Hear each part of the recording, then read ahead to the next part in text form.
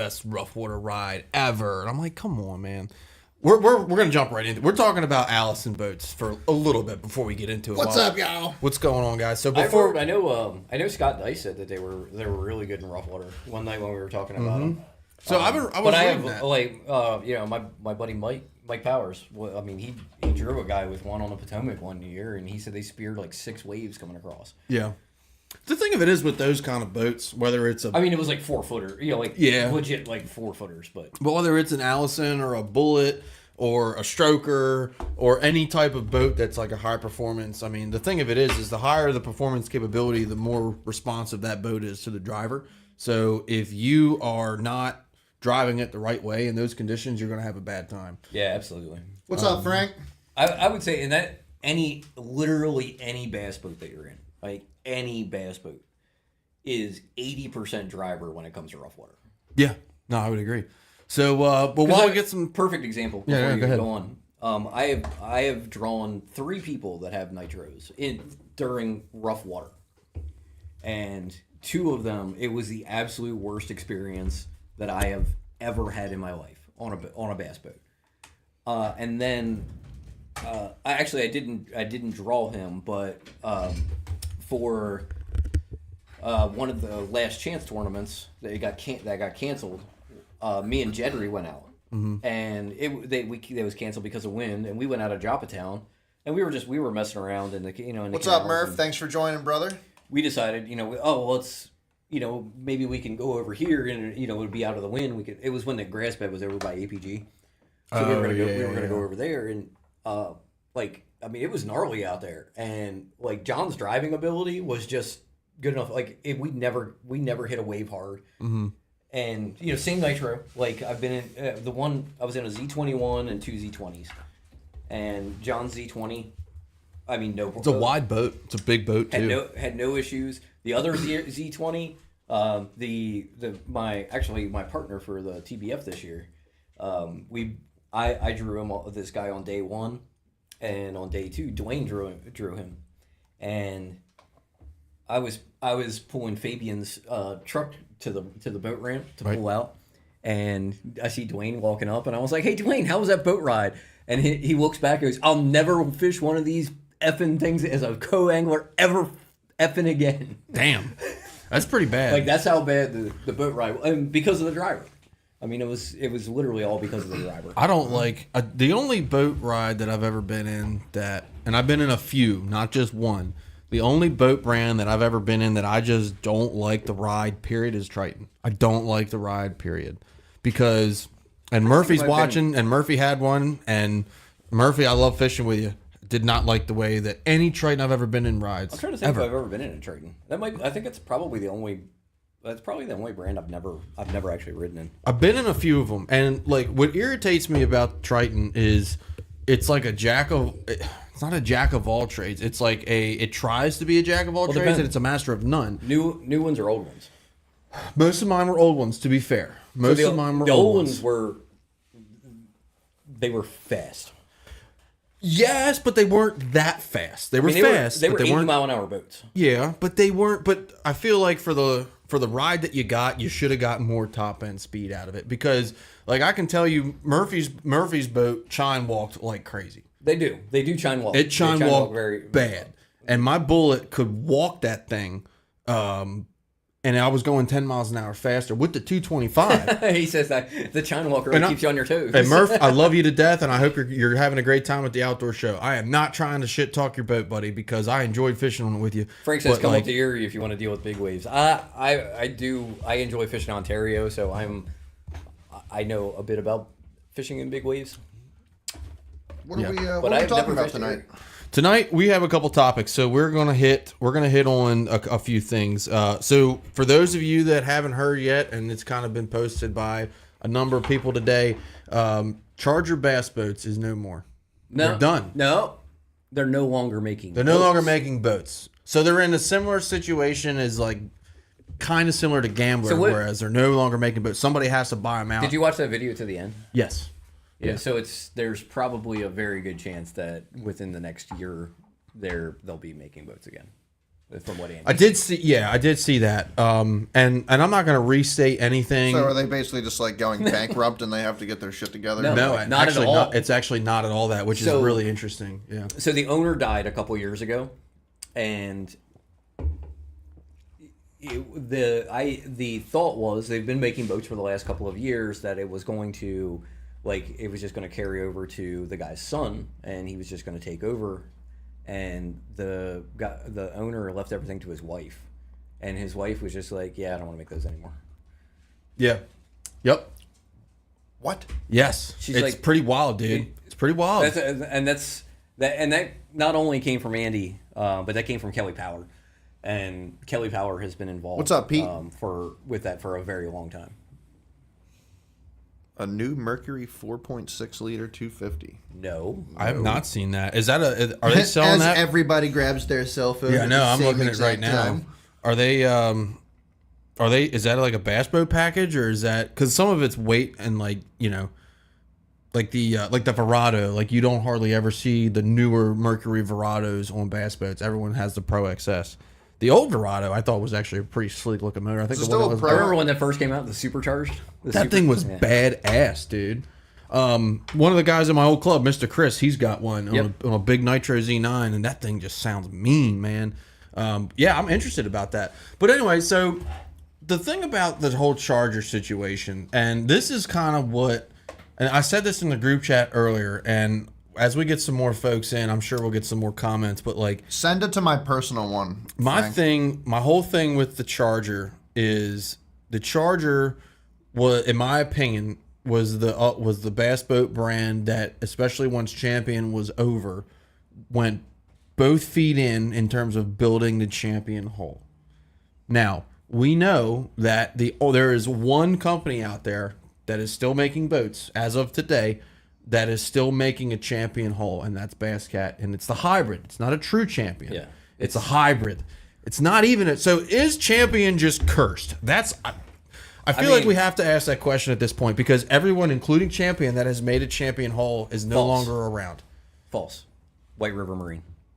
Okay, but they bought them out. Now, they bought out Stratus because Stratus was doing it. Stratus was still making Champion hulls when White River Marine owned them. But they're still, but they're not being made now.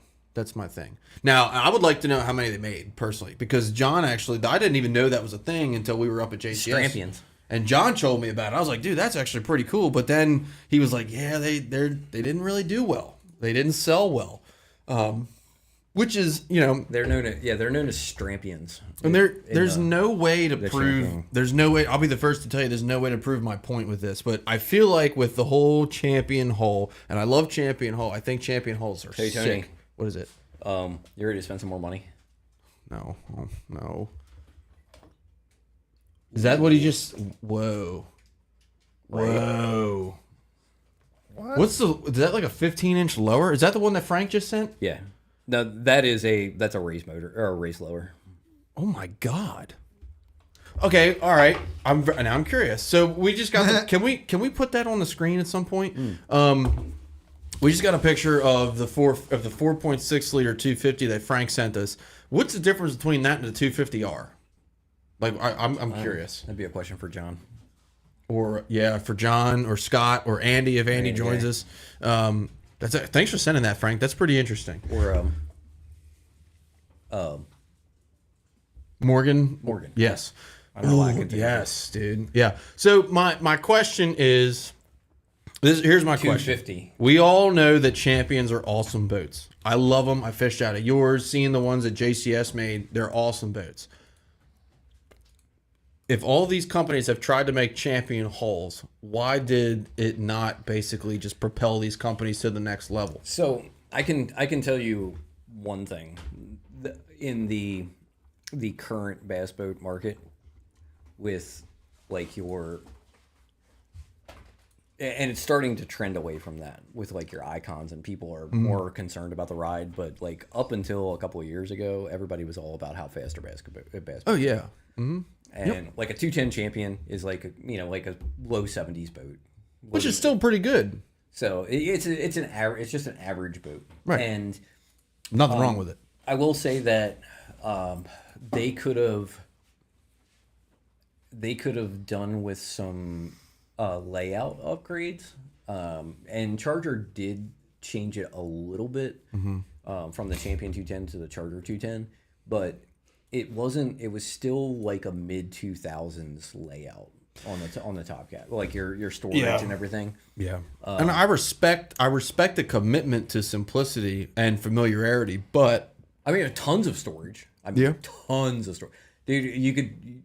You could take all of the tackle out of my boat, your boat, and Chad's boat, and fit it in Frank's. Right. I mean, that's how much tackle you. Have you talked to Frank about the Charger thing today? I'd be curious to hear his opinion. I really would. Just because he's the only one I know that owns one. I'm just curious as to what the thought process is. Is like, yeah, I only know 2 people. If you're a Charger owner and you hear that Charger's no longer making boats, now I did hear they're still honoring warranties. Yeah. But if you're a Charger owner and now we know Charger's no longer making boats, are you like the Evinrude guys were in 2020? It's like, oh fuck. Nah, I mean, because you're like, look, if there's a hull problem, which is the only thing that warranty is going to cover anyway, right? Yeah. Through them, you have guys like John at JCS, and there are people around that can take care of that. I wonder what it did for the resale value. I bet the resale value, and I don't mean to sound pessimistic to anybody, but I bet the resale value on anybody that owns a Charger right now just dropped 10 grand. Which is unfortunate because it's the same thing for Evinrude guys. Ask me, I still have my Ranger. It's because there's an Evinrude on it. What's up, buddy? Or it goes the way the Champions went. Which used champions bring a lot of money. They do bring some money. For used boats, they bring big dollars. They do bring some big money. You're not wrong. You're not seeing all original products on it, right? No updated electronics, no updated motors.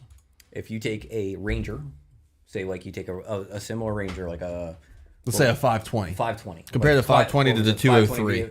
To a 203. A 203 is going for over $20,000 right now. Oh yeah. And those are 2 of the most sought after models of each brand. I mean, and that's a fair comparison. That's 50% more than what a comparable Ranger would go for. I mean, it depends. He came here to talk crap. You're looking about what, 15? Nice. Same setup on a Ranger. You're looking at about 15,000. It depends. I mean, yes and same no. Setup. Original motor, not updated electronics. I'm not talking any upgrades, anything like that. Okay. Yeah. You're still looking at $20,000 for. I think it's at least a $5 grand difference. I mean, I think if you have let's just say a 520 for a good 203. That's the. Yeah. I mean, that's kind of the going for. Now you can find them cheap, just like you can find any boat cheap. Right. But like a 520 VX versus a 203, they both have, because they all had 225s. They both have a 225 EFI. Let's say 110 it's up better front, than it was, Jimmy. Like 110 up front, 110 in the rear. The champion's going to get a little bit more. There he is, Thomas fishing the DMV. So you want to go even crazier? Do you know how much the last 06 Champion 210 I saw went for? Like the last one? The last one that I saw for sale. Oh, okay. I'm going to say like mid-30s. $42,000. Original motor? Original motor. Wow. Pro XS. There's our invite right there, boys. Dude, I want to, because I'm so tired of not being able to do anything. Just go fishing. Yeah, it's awful. Dude, I'm having withdrawal. I'm going to try to go Monday, but I don't know what it's like. I don't even want to fit. Is it really? Like even on Conowingo? Because I just want to get seat time in the Bullet.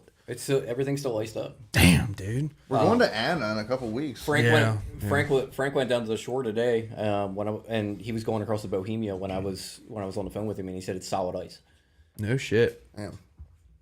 And you know what? It's probably not going to be this warm long enough for it to really melt. Just go down to the Nanacoke. Drive down to the Nanacoke and drive around down there. He said it's free. It's wide open. Miles says it's wide open on Conowingo. Bay. The bay is not wide open. Well, probably. Andrew, you guys fish grass down there all season long? They fish a lot of hard structure down there. I just see a lot of his videos. It seemed like he's kayaking through the grass. I don't know if that was later videos or videos that were current. Jimmy said he went yesterday on the flats. Jimmy, were you fishing or were you duck hunting? Just curious. Also, and I apologize if I'm wrong, but Jim, I've never seen you commenting on here, so welcome, man. Jimmy's been on a few Glad to times have you. before. How I just heavy probably of a didn't tungsten weight probably do didn't you need recognize to him. punch 3 inches of ice? Pete said Conowingo's still icy. Damn, you need a man. boat You anchor. know, yeah. We don't measure that in ounces. We measure that in pounds. In the river, so the biggest thing with going out and getting sea time behind the bullet is you got to watch out for like floating ice. Yeah. What's I up, don't wanna mess Riverboat with that. Rab? It's not Riverboat worth Rab it. in the house. It's not worth it. Nothing going to be nothing would be worse than taking the new bullet out and punching a hole in the hull. Do I me a finally favor, got everybody. everything Hit that put like and together. the share button. It helps us a lot, right? You know what? I will. There. I gotta right say, there. dude. I Hit gotta the like say, and the share. putting the poles on was actually really easy. It's not. It hard. was so It's easy. it's just awkward. It is awkward. Yeah. But the hardest part was finding where in the bilge area I was gonna store your- my 15 extra feet of hoses. What were you just doing? Putting the power poles on the bullet or the Raptors, sorry. But yeah, man, it was that was the hardest part. Getting them Yeah, on, Jeff- super easy. Jeff fishes the Potomac. He said there's floating ice down there. Wow. Yeah, man, it's not What's worth up, Jeff? it. It's not worth it. What's going on, Jeff? And it sucks because today's the last day of duck season. Obviously, I didn't go. My whole duck season was ruined by ice. So there were some hardcore guys that were out there breaking ice and killing birds, and my hat's off to you because I wasn't doing that. Hey, my buddy was out today. I saw some wild videos of people crushing Dude, through ice. there were guys I've never seen at least on social media, the amount of hooded mergansers and common mergansers killed this year. It was insane. It was insane. Everybody was killing rafts of fucking mergansers. Which is kind of, I don't care. Hey, kill them, right? They're legal to shoot. They don't taste good. You can make them in jerky and feed them to your dog if you want. But hey, if that floats your boat, I've killed them. I'll kill them. I'll continue to kill them. And I will eat them too. He actually just sent me a video of them shooting ducks today. Nice. Nice. That's hardcore, man. I respect that. Thank you guys. Thank you guys for the likes and shares. Appreciate it. So, to get back on topic, we're talking about Charger. Charger's been in business for quite a while, and 50 years. 50 years, and they're no longer making bass boats as of today. So until someone buys them out, we don't know where the molds are. We don't know if it's a similar mold situation to Gambler. The old man rolled over in his grave when she made that statement. I probably agree with you, and that's the thing about it is if you watch Andy Hauser's video from Team Marine Service, they put a good video out today. You should definitely watch it. He kind of went through. And he has an inside track to this kind of thing, but he talked about it, and it truly, the company could continue. It was a family decision. It came down to, like Paul said, the owner passed away, and it came down to who got the business and what their intentions were. It wasn't money. It wasn't, this isn't a successful product. It was, we're just, the person with the rights to the company said, I'm not doing it anymore. Maybe she's got a boat on a lake and she hates bass fishermen fishing her dock. Honestly, I don't know. I don't know. Either way, it's a sad day. And let's just think about this for a second. The amount of huge bass boat companies and just bass fishing companies in general that have gone out of business in the last however many years. Or been purchased by larger entities. It's quite alarming. I don't know that we've ever seen anything like that in the last 4 or 5 years. You got the world's oldest outboard, Evinrude, gone. The first trolling motor guide, gone. Legend boats, gone. And that was a while ago. Stratus boats, gone. That was a while ago as well. Legend's been gone almost 10 years. Yeah, 2019, I think it was. I thought it was 2016. That was Stratus. It's crazy to think that Stratus has been 10 years. Stratus was 2013. Was it really? Interesting. But yeah, man, it's kind of it's wild. 2013 might have been the last year that they made the 210, and then they went 2 more years after that. What? Just making Stratus. I think the industry is just really slowing down right now, and it's like the car industry. Everyone. Andy even said that he made some phone calls and bass boat sales are going down. He said, but oddly enough, center consoles are going up. Like bay boats and offshore boats, that's going up. Yeah, it's kind of weird how that's happening. I wonder why that is. Because the people that have enough money to buy those don't really care about the economy. That would be my guess. True. It's a good point. Bass fishing's a little more blue collar. A little more. It's so interesting though to think about it because I mean everyone that's been around boats long enough agrees that the Champion hull and a lot of the things that the Champion company did and the Champion hull did over the years, regardless of who's making it. No, Miles, I'm drinking a tomato beer. It's a chelada. You should try it. It's not good. It's delicious. That's better than the Clamato he was drinking. Can I get one of No, those? no, no. It's a Can I get one of Clamato. those talls? Oh, it's still Clamato? Yeah, no. It's got clam juice in it. And like- tomato. Like, why would you drink a beer that has clam It's juice? and literally a tomato? freaking clam juice shot with beer. Pretty much. It's actually really good. You should try it. Mr. Murphy says there's a lot of ice. It'll up there. put hair on your chest, son. I'm sure there is a lot of ice up there because you get the ice. I mean, up there gets the ice flow coming down the river, and then it just stacks up. And I got to give Miles the shovel right now. I got to put Miles on blast because we were talking today. The first Conowingo Open or not that I really care, and this is not a huge deal, but the first Conowingo Open next year, which him and I are the defending Break champs out the of, natties.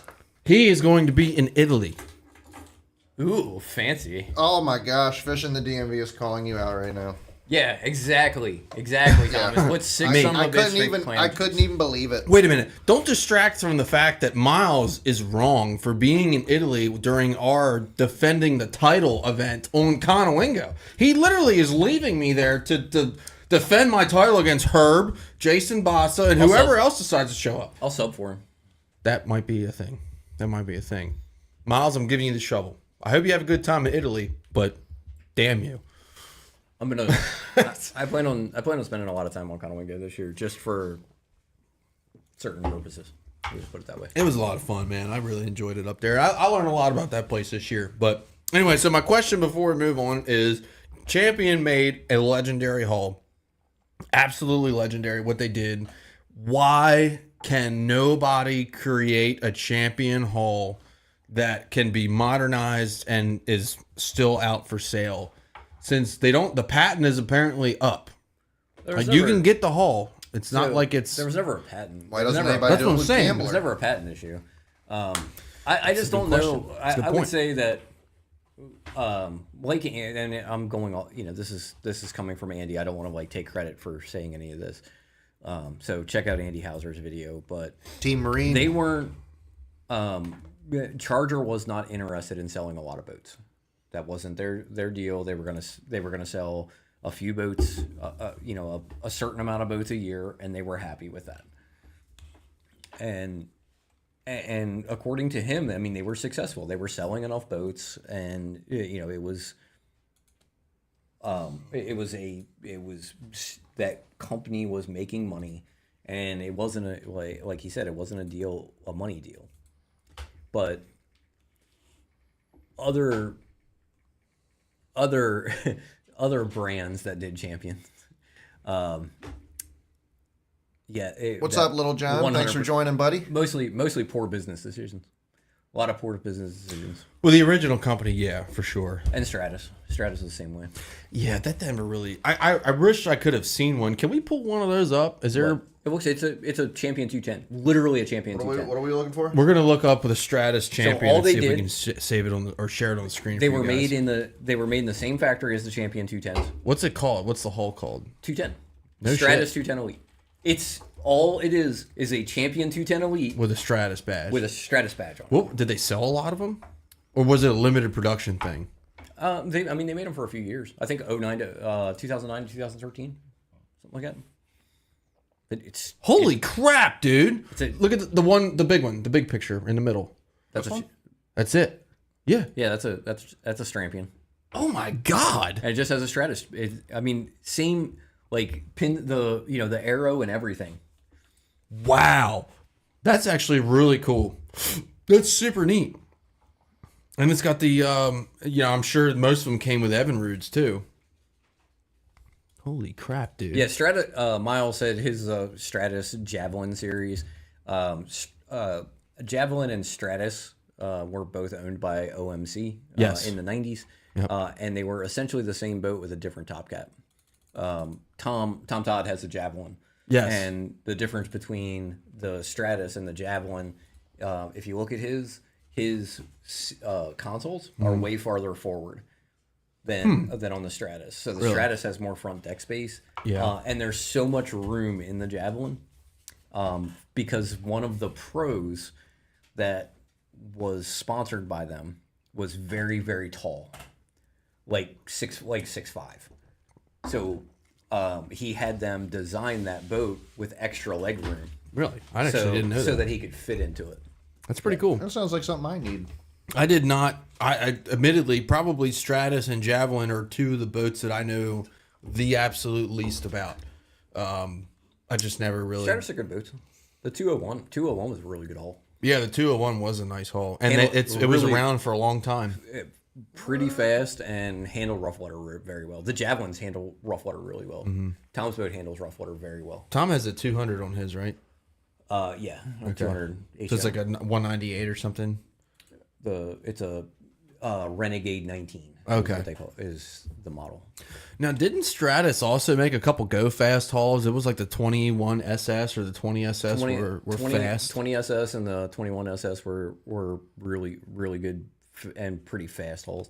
Tom's Javelin, before he put power poles on it, when that motor was fresh, with a 200 on it, that boat would run 70 miles an hour. That's pretty good. That's really good. It's a fast haul with a 200 on it. I mean, Miles's boat with a 150 will run upper 50s, which an 18-foot boat with a 150, that's not bad. That's about average. That's what my champion ran. My champion. I mean, after I put all the bullshit on my Ranger, I ran 55, 56. I almost want to run it now to see what it runs without the poles and stuff on it. It's probably a lot faster. Probably pick up 5-6 mile an hour. It may or may not, because it's putting weight in the back, which Yeah. is going to help you too.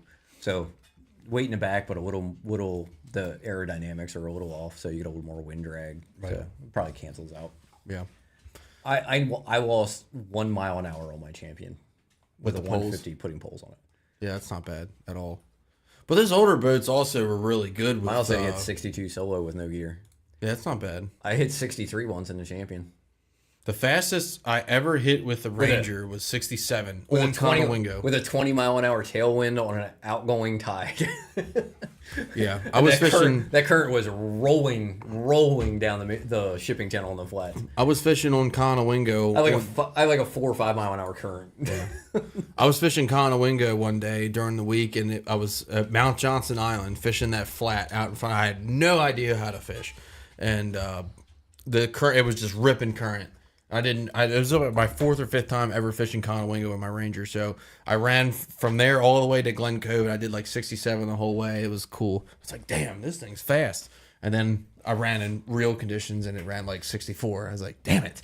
Like that's when when you want to post those those Facebook big dick pictures, of your or videos of your your GPS speed. Oh yeah. Yeah, you just go to a river and you go down current. You wait till the wind's blowing down the river and you get that wind behind you and the current. Oh yeah. You can easily add like 5 mile an hour to your top speed. Yep. But yep, so that's the thing. So Charger is, as of today, is no more. We'll see what happens. Full load. Nice, classic. Still, that's fast though. He said load. Yeah. So another champion hull company. Going Will down. we see another one? Yeah, Who do you think it's going to be? it'll be Charger. So you think someone will buy the Charger molds and just keep it going? They're going to buy the whole company. Okay. Oh, Because I don't the see why. parent company, they still make like pontoons and stuff, right? Mm-hmm. Okay. It's not really a parent company. It was 2 separate companies from my research today. The owner, so the owner for Charger holds the world record for fastest pontoon boat. Really? Yeah, What was on the back of it? like 2 400s. No shit. Yeah. That's moving. 121 miles an hour or something like that. God. in a pontoon boat. Yeah. Oh my god, Yeah, that's rolling. That's absolutely moving. that's insane. Yeah, it was. I can't imagine. Like, I can't believe one of those doesn't like catch wind underneath of it at that fast and just like float out. That can happen. I'm almost at the point like, how's it not happen? How do you get a monstrosity like a pontoon boat going that fast? With 2 400s on the back. Still. They don't weigh anything. There was one on Deep Creek that was like apparently there was a 100-mile-an-hour pontoon boat on Deep Creek. I met that person once on the water, and I was in my Champion, and I was doing altitude. I was by myself, Probably doing like practicing. 50, I was something doing like I was doing like 56, 57. Who's that? That dude walked by me like I was sitting still. I've heard of mean, this just- pontoon boat. Like, I've I, never uh, seen it. I'm like wide open, like yeah. I'm like, all right, yeah, get there. This pontoon boat just goes. The guy on Facebook, was it like John Blake Riddle? Is that his Yeah, name? with dude in he's that got a big bullet. Yeah. He freaking walked that dude that had that pontoon boat with like a 500 on the back of it or something. He's got a 20 XD though with like nothing in it and I mean no weight at all. So 115. It was 115 miles an hour. That's insane. That's crazy. That's crazy. That was Yeah, a couple that's years ago, wasn't it? 2020. Yeah. But yeah, John Blake Riddle has a Yeah. Miles. That's what we were just That's talking what- yeah. about. So he's got a 20 XD with a 300R, with no weight in the boat at all. That I thing bet just. that thing chine walks like a Whoa. mofo. Oh, I'm sure it does. It's insane, but I mean, interesting. if you can drive it, you can drive I it. don't know why it does that. It does that every now and then. Oh, what's up, Dale? Dale's watching from Hey, Riley's What's Oyster up, Bar. Dale? I've been in Riley's Oyster Bar numerous times. Look, try one of these with your oyster. Riley's Oyster Bar is probably loud as all hell right now. So I appreciate you watching in that environment because I've been in there before and it is extremely loud. Take Nice an place, oyster though. for us. Ever since our Rhode Island friends, I'll do an oyster or two. Oh, oysters are delicious. Absolutely delicious. Thanks to our buddy Tinfoil Todd, Mr. Todd Rana. The fastest at the shootout is typically 140. I don't want to. There's no part of me, like not a cell in my body that wants to do 140 miles an hour in a boat. Yeah, that's crazy. Yeah, I'm good with that. I mean, you're flying at that point. Like you At might as least- well just put wings on it and just At least take like off. if you have a car that's built to go fast, like you have downforce that's sticking you to the road. Right. It's the opposite in a boat. Yeah. Oh, yes. 100%. It wants to pick you up. Well, it's like you see screw those drag boats that are doing like 200 miles an hour. They just They flip right over. Yep. Or like that one really bad wreck a couple years ago on the Potomac. I remember that. You don't remember that one? No. They were doing a speed run and it was a bigger boat and the boat flipped. It almost went all the way. It did a backflip and the nose caught. Like as it was inverted, the nose caught and you could just see the driver just. Did it rip the whole nose of the boat off? It didn't, but like it literally did a backflip and it almost made it all the way, and the nose caught the water before it could flip all the way, and you literally just saw the driver just ejected. It It was bad. Yeah, Miles isn't you were allowed talking to about- ride in the Bullet before me. You were talking We about have to videotape the first Oh, you'll ride. and Lake how Anna. terrified We'll be at we Lake are. Anna in 3 weeks. you were talking about drag boats, and I was thinking like the enclosed. Oh no! It wasn't that. It was like just some dude going fast as shit in a boat. We're definitely running your Bullet at Lake Anna. We're gonna. Oh, try. yeah. Well, oh God, I can't believe I just said that. Oh, it's gonna run. I'm scared. Go Okay, run. just take it easy. Just take your time. Think with about it I'll this get way. in the boat with you, but take your time. It's not that much faster than you were going with Kevin. That's true. But Kevin was also driving 78 miles an hour with no hands on his steering wheel, which is the most dude. Kevin, are you watching? Kevin's boat. I is heard it was extremely insane. Yeah, that That Dude, comfort level. running 78 miles an hour, and Kevin literally reaches over and like taps me on the shoulder, and he's like, That's pretty awesome. and it's just beadlining. yeah. Which is Monday- pretty. It's pretty crazy. No chime, nothing. when I went out with him Monday morning, we were like cruising 75, and like he was steering with one finger. Yeah. That's pretty impressive when you consider that hull was never designed to go that speed and it's that stable at Why that would? speed. Why wasn't it designed to go that? If it wasn't designed to go that speed, why does it go that speed? Well, because it's got more horsepower than what it was designed for. Yeah, but it's what did he pick up? It wasn't.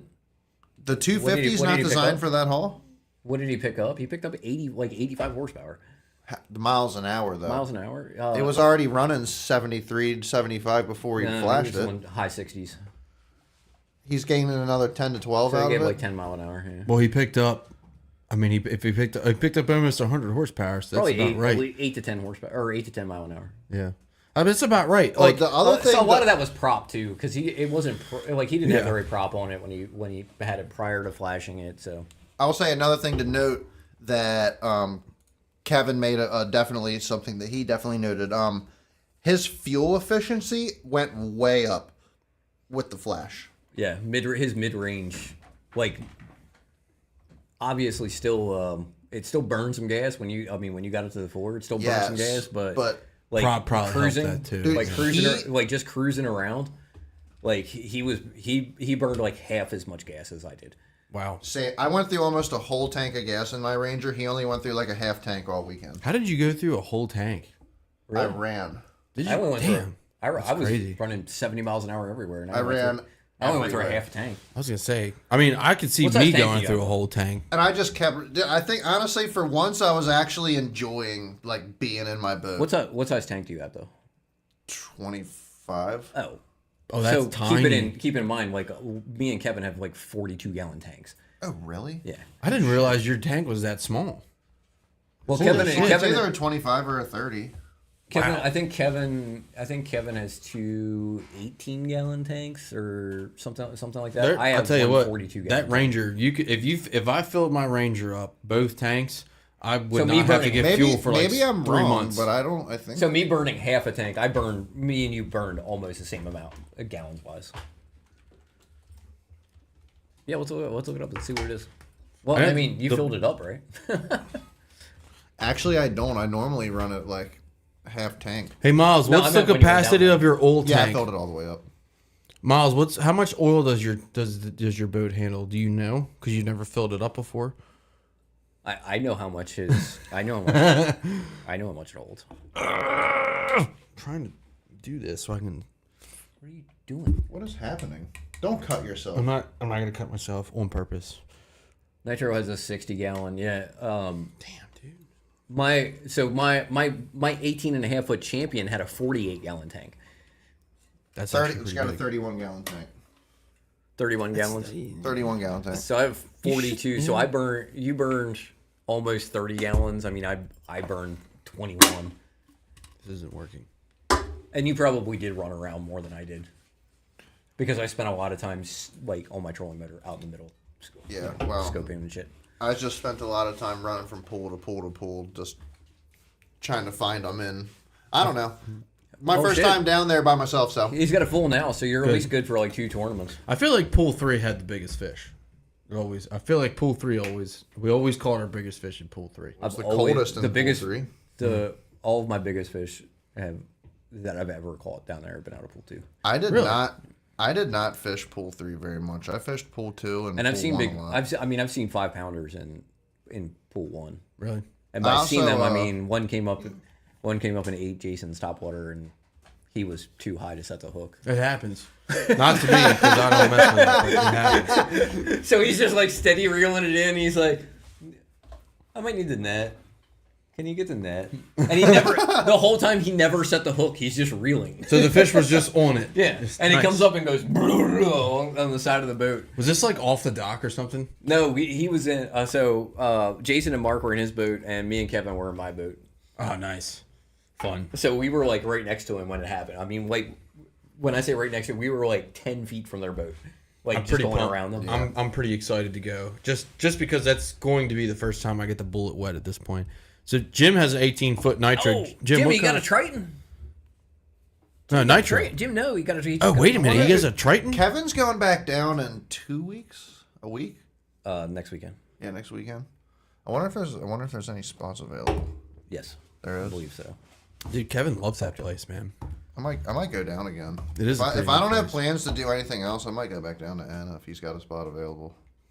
I gotta dig through Jimmy's pictures now and see if I see any pictures of this trade. Did I like miss that? Yeah. While you guys are Jimmy, looking for that, oh, go Jimmy ahead. posts too much on Facebook. I can't- While you guys I are can't looking get for through that, I want to move on to our next topic. And our next topic is on February 28th. So that is 4 Is that our next weeks. topic? I thought we had another topic in between that. That's our last topic. No, the last topic is the cross Atlantic topic. Oh, I thought that's what you were about to tell. No. Do we normally follow our topics in order? Because I feel like we don't. I don't know. I would like to. I would like to. So okay, go ahead. Sorry. So February 28th, we have our next guest as of right now. Oh yeah. And I'm pretty excited about this one because it's a smaller company that most of us have experience with. We're having a pro staff member who's also very involved with the production and new product development from Ardent Reels. So he's going to come on and get a chance to talk to us a little bit about how some of the reels are made and the production that it takes to be a pretty active and pretty substantial company when it comes to making reels and rods. They do make rods too. So we're excited to have them on. What's up, Zach? Thanks for joining, brother. Zach. I will say I'll make the claim right now. I'll check it out, that Jimmy. Ardent is very difficult to beat when it comes to bang for buck for the product, especially for the reels, I mean, only if you're on their pro staff, which most people are. is not hard. Right. So, Send them an email. Hey, here's 40% off. I mean, I've been using a lot of their stuff for quite a long time. They were the first company to sponsor the VMI Bass team when I did the college stuff. So they kind of are always going to have Local. They're always going to have like a place in my heart at least. So I appreciate them for that. But I've been using Ardent Reels for a long time, and I've seen some of the production of some of their older stuff to their newer stuff. I mean, Chad will tell you, there's very, very few people that are going to throw a frog further than me, and that's because of the reel, for the most part. Tom is another Ardent guy. Tom over. Yeah. I've thought about it before, but just haven't because I'm pretty solidified on my Tatulas at this point. Yeah. My favorite thing about them is 3-year warranty is nice, but not having to use the 3-year warranty is even nicer. So I will say their warranty though is like I've only had to use, and I've been using Ardent a lot of their rods and almost exclusively their reels for quite a while, and I will say that their warranty is like no questions asked. Yeah, it's very good. What do you got? Like, what's the problem? We're just going to send you a new one. It's like mind blowing. Was it just like one of those like lemon reels that you got? Which, by the way, was really weird because it wasn't really a lemon because you threw one of the farthest casts I've ever seen with it. But it sounded like it was going to detonate in your hand. I still use that reel, and it still works. I have not taken it. And I'm not trying to talk crap about like Ardent, but I've literally I've seen different things, and they back their stuff. And that reel casts like a mofo. Mm-hmm. But yeah, it's just it's just one of them things where There's like one there. I don't know. Sure. Yeah. Thank you. I was about to throw in an old timer. Ugh. That just kind of it just blew my mind how far you were casting, but how loud the reel was. So, and that's the thing. And I feel like right? that's probably not normal. You know what I will would like tell to do, you. though? But no, you go ahead. Tom loves them though. So, I know you can throw that Ardent real far. I want to take your frog rod that you can cast a certain distance, and throw my Tatula Elite on it. That would be a good video. Just see how far you can cast. Oh, dude, we should do that. We should do that for a video. We should get a bunch of different reels with the same rod. I'll end up having Lil end up making a Facebook post or something. So Just kidding, Lil. We should get a bunch of different reels rod. with the same rod, same lure, same line, same everything, and figure out which reel throws it the farthest. I think that'd be kind of cool. yeah, I do too. Okay. Like- even Tom's saying that it was like that. And you get and we could do all three of us because who knows? I've got. I just think it would be great to just same rod, different reel, same frog, same line, and just compare the cast with the same person. Yes. And just see the differences. I mean, I got a Corrado MGL and a Tatula Elite that we can throw in there. I got a Corrado DC 200 you can throw in there. We can throw we can throw an Tatula SVTW in there. Because the SVTW is supposed to not cast as far because of the braking system that's in it, less backlash and stuff like that. And like a 13 rod or 13, like one of the nicer reels too, like that. We'll spool one of my Zillions up with braid. I'll tell you what, I have a Concept A 13 that I bought off of Murphy actually. Murphy, I'm gonna make fun of you for a second, but it's because I love you. Murphy had like 3 or 4 reels. He's like, these things are shitty, they don't work. And I'm like, well, I'll give you like $40 for them. And I'll take them for the parts. Well, they just all weren't put back together right. So, I still use every single one of them. Casting Kids Bass and Beer version. Okay, we should do this. We should, while it's cold and it sucks and nobody can fish, we should literally just get a different reel with the same lineup and same everything. Yeah, let's do it. And figure out what casts the furthest. We need to find a shit ton of cheap braid though. Power Pro. No, Andrew, you can't have our idea. No, we're gonna need like a 2,000 yard spool of braid because we're gonna have to spool up like. Why can't we re-spool? Just get a bunch of freaking. Yeah, I would. Because that takes forever. I mean, I would rather just. What's up, Brian? I'd rather just buy like a to the 1,000 yard spool of Cast King braid for $50. I actually really Chevy like to the levee, Cast but the King levee braid. was B-Rye. I actually really like the Cast King braid. Let me go tall boy. Yeah. No, I actually really like the Cast King braid, man. Especially the smaller diameters. They seem to be really good. I mean, we can get some. I mean, we could just put some like Amazon.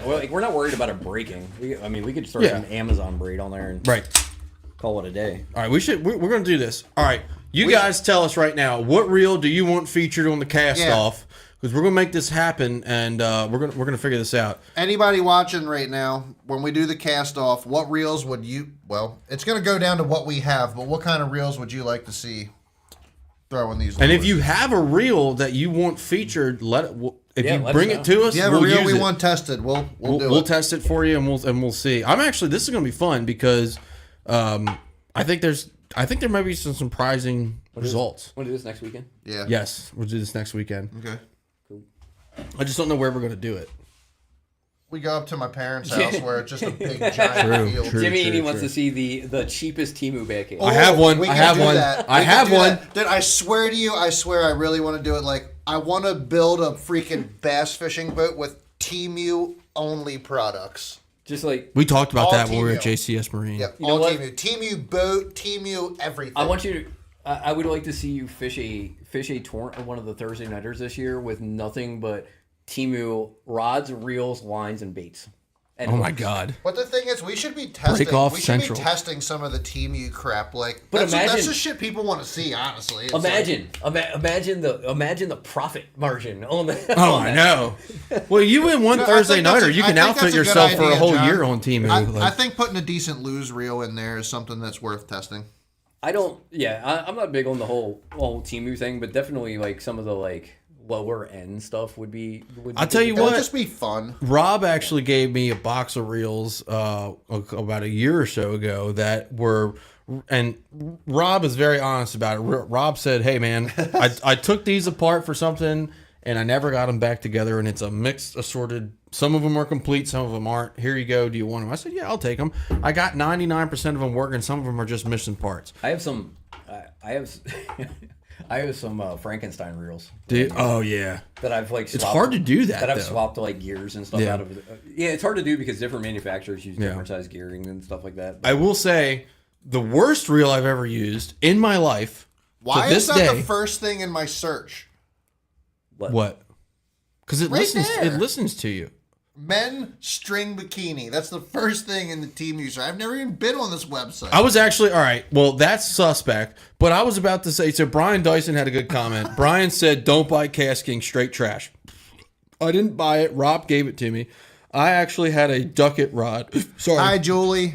Ducket reel. It was a 320 Ducket. Julie, Kevin's bought gonna it when ride four wheelers with us. I bought it when I bought my Micro Magic Pro. So I got like 5-6 years. I got 5 years out of that reel. So for what it was, it did its job. Are we talking that about- reel sucked. Brian, horrible reel. Brian, are you talking about like the low end Cast King reels, or are you talking like because they have some relatively expensive reels now? I actually I replaced that reel that I was just talking about with a Cast King, and I actually really, really, really like it. I really like it a lot. Oh my gosh. How are we gonna pick what kind of? Oh, I want the 1950. colorful one. Oh, That's what I'm 885. saying. 885. Did I have a Temu reel? Do they have any like 300 series reels that are like dirt cheap? I mean, $8. Well, it gets 11 ball bearing. The problem is, if you 32 buy bucks. this reel today, you're not going to get it until like a month from is now. one of the problems. We Well, literally. you're not going to get it till a month from now, and after you've had to dispute credit card charges for like 15 weeks. And you're going to get a call from Trump. Why are you ordering from Temu? It's from China. Very bad. 50% tariff. Will not allow. There is no survey, Julie. ICE is We're men coming and for- we do what we want. ICE is coming for you right now. It may or may not have been funding Like the Trump, he terrorists. does what he wants. Right. You're going to be deported for buying a Temu reel. I've seen it. I made my promise on the campaign trail. Okay, Kamala Harris wouldn't deport you, but I would. I want to scroll through here, but it's like I don't even know what to click. High speed 7. Like, Can you share a there's screen? nothing that's. There's nothing name brand on there. No, dude, absolutely not. They do sell Cast King on Temu. I bought one. So, all right, I bought a Cast King reel on Temu. It's called the Verus. It holds a whopping 50 yards of line. So I've seen. Like, what is that? That's Soigalang, that like green and white. So one you there. gay? That's called So You Gay Lang. I bought it and I sent it to my club and they're like, "So you gay?" I was like, "Okay." So you All right. get. I've seen that on Amazon. Is that 35 with the rod? Yes, it looks that way. Click on it. John, I'm scared to click on these things. It's fine. yeah. As long This as you don't buy computer is anything. going to crash out. Look, and it they won't had be a at that Super Bowl porn. commercial. It can't be that bad. Look at that medium action. It's a medium action rod. It's in like 7-2 seven material. pieces. It's a telescope It's a rod. 77.95 inch left handle. How many feet is What that? does that even mean? It's That straight. is, it's 6 Six, foot. six. With Yeah, the reel, 6'6", with the okay. reel, with the reel. 6'6" left handle. Oh my I Six, god! like six, the I medium. like the lefties. I mean, there's your There's your new jerkbait rod. Oh my god!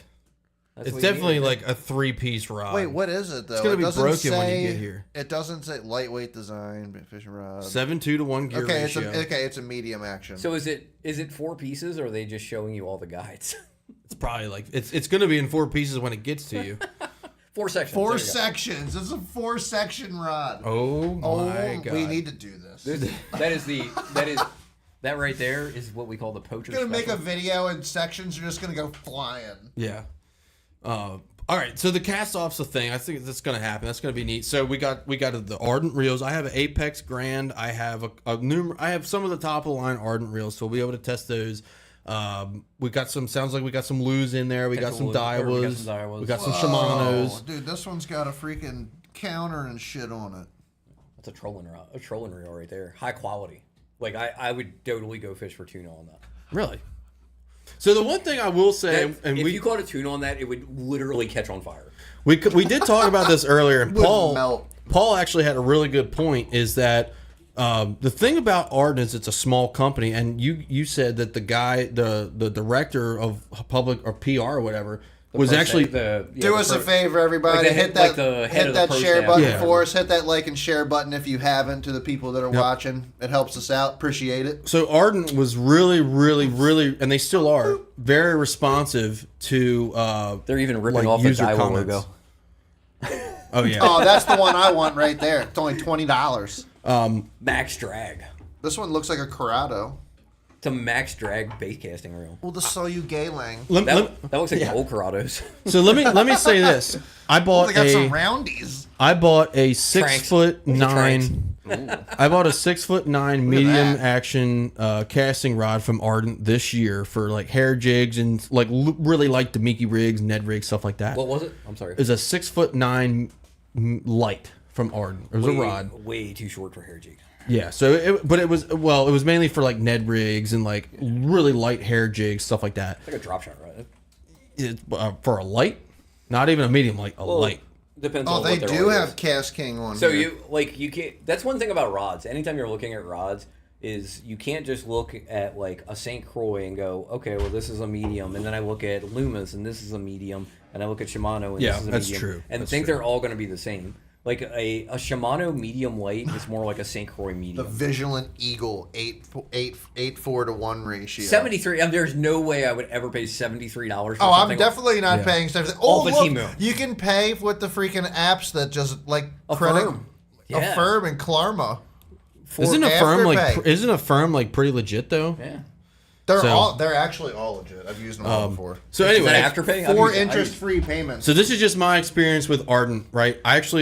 Me and Travis we had a legendary day on Conowingo in the evening. I skipped a Thursday nighter to fish it, and we had an amazing day, like 22 pounds on Conowingo in July. It was insane.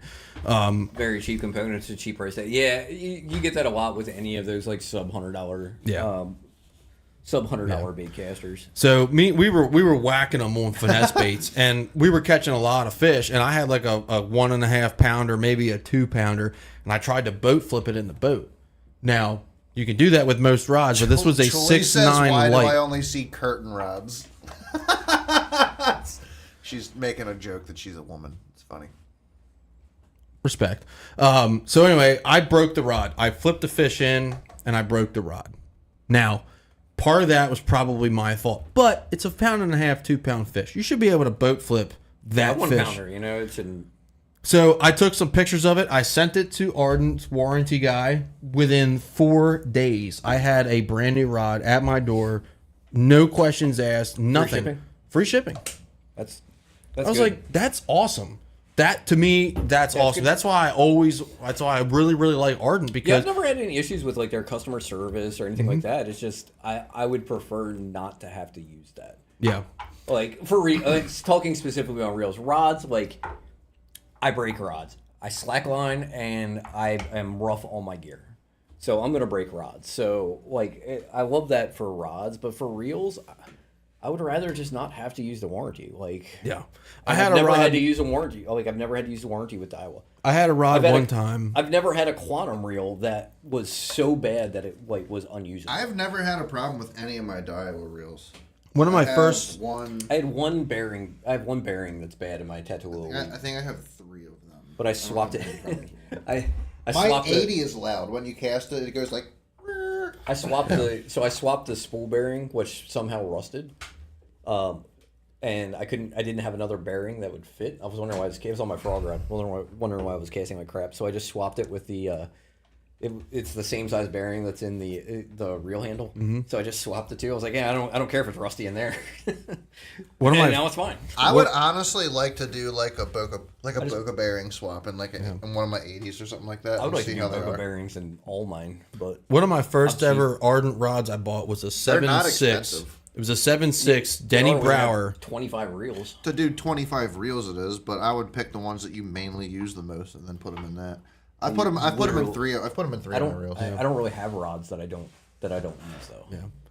But really, Well, then do it over time, Paul. I don't know what to tell you. That's that's the reason that I clean my own reels. And like, yeah. I have so many of them that it's not. It would cost me so much to take them to like Jerry, even though it's cheap. Yeah. $20 a reel or whatever. $20, Nah, $25. it's more. when it's 10 reels, it's It $200 went bucks. up. It used to be like $25 a reel just for cleaning.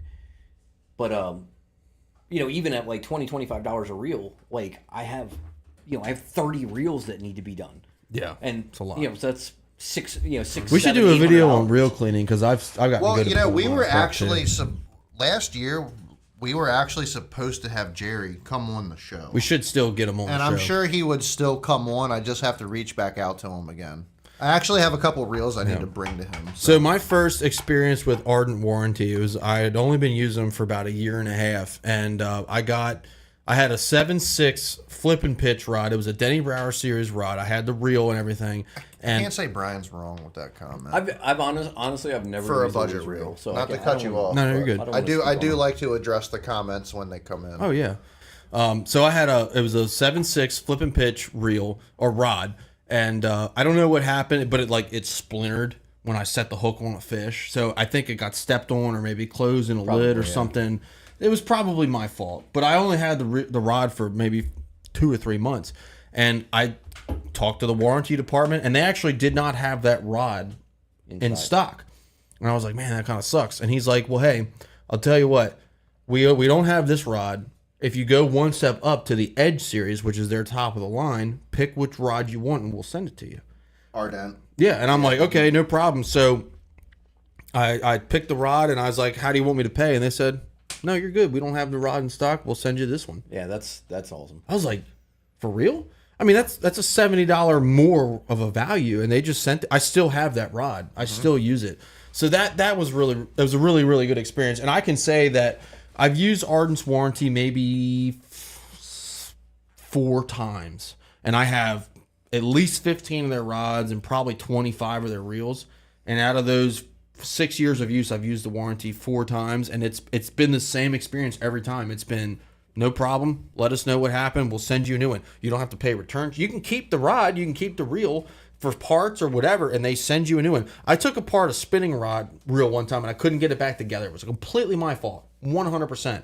I literally put everything in a Ziploc bag, and I said, hey, I can't get this thing back together. They just sent me a new reel.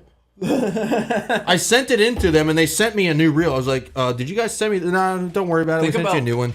So think about this. Okay, thanks. Like, That's cool. Think about what that means for what their actual cost is on those items. yeah. Like if they're just like, whatever, you can't put it back together, let's just send them a new one. Like you can't do that unless the cost on that is astronomically inexpensive. Because you will lose so much money. I bet you there's a lot of low cost associated with a lot of the different brands out there. And I tend to believe that depending on what kind of reels you get, it's probably almost like batteries. They're probably made in they're not all the same, but they're made in probably the same freaking places and then shipped over here. Almost all reels are made in similar places. Right. There's going to be like Taiwan, Indonesia type places. The only 2 manufacturers, I won't say the only 2, but the only 2 that I know of. I know there are a couple that are made specifically in the United States. Like I think Bates is made specifically in the United States, but Daiwa, the higher end Daiwas and the higher end Shimanos are made in Japan. Have you ever had a reel you really didn't like? Yes, Shimano Canon. What was the price point on that? Like $119. Spitting or casting? Casting. Why didn't you like it? Because it casted like shit. Really? And it taking it apart, it has way too many extra parts that are kind of unnecessary. Like spring. It had like a spring-loaded. It was like a spring-loaded tensioner underneath the handle, and like that's not necessary. Like everything. 13's that way. 13 reels are that way. I've taken apart quite a few 13 reels, and there's just entire like areas of that reel where like you just don't need to have that. That's one thing I really like about the Ardent reels. I haven't heard anything good about 13 fishing reels. Like I feel like that's just not one of those brands that you see a lot of people just have strict 13 fishing reels. I own one. It was it was $100 reel. It's actually on my punching rod. It's like a Walmart brand almost. And isn't it part of the Google? I feel Squad? like it's like no offense to Paul, but I feel like it's like a Quantum type thing.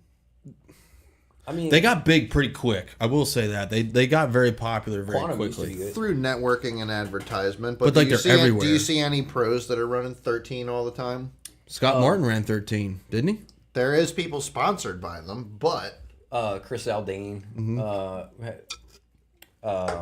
even Oliver Nye for a while was using like 13, I think. Yeah. Swindle was doing. I don't hate their products. Actually, Swindle is currently with 13. I've never used any of it to actually judge it. I'm just reviews from other people that I've seen, and I'm just judging by the fact that you don't see it a ton. The Concept A is not average. bad. I would say average. It's average quality, like not great. It's not great. It's not entry level. I would say it's decent entry level stuff. Do you actually like the Boyd Duckett rods, or are you just screwing with us? I like their rods. I won't. Chinese garbage. I like their rods. They're mass produced. Hey, look, when I got into fishing, my first fishing rod was a freaking Duckett Ghost. That's what I freaking got. I don't like what the I guides. That's what I caught all my pond fish on. Duckett the guides Ghost. are garbage, but they are rods garbage. are okay. They have garbage components. I broke the tips on them so many times. They're mass produced blanks that are super super fragile. But there's even at $100 price point, there's probably you could probably name 6 to 7 rods that you can buy on the market that are better. I wonder if there'll be quality differences in the Dobbins series and the Dobbins Furies rods after being sold and after they sold Gary Dobbins sold out. I'm sure because of it being, it's not like when It always happens that way. it's not like when Loomis. Right. It's not like when Loomis sold. When Loomis sold, they were bought by a fishing company. Yeah. I thought Loomis and Versus like Shimano were owned by the same parent, though. No, Shimano owns Loomis. Okay. Shimano is the parent company. Okay. That's why a lot of their blanks. Well, dude, a lot of fishing rod blanks are from freaking Loomis blanks and shit. Loomis blanks are pretty much only in Loomis rods. They don't sub them out. Shimano has some. So St. Croix has some. St. Croix does not. St. Croix makes all their own blanks. Are you sure? Yes, 100%.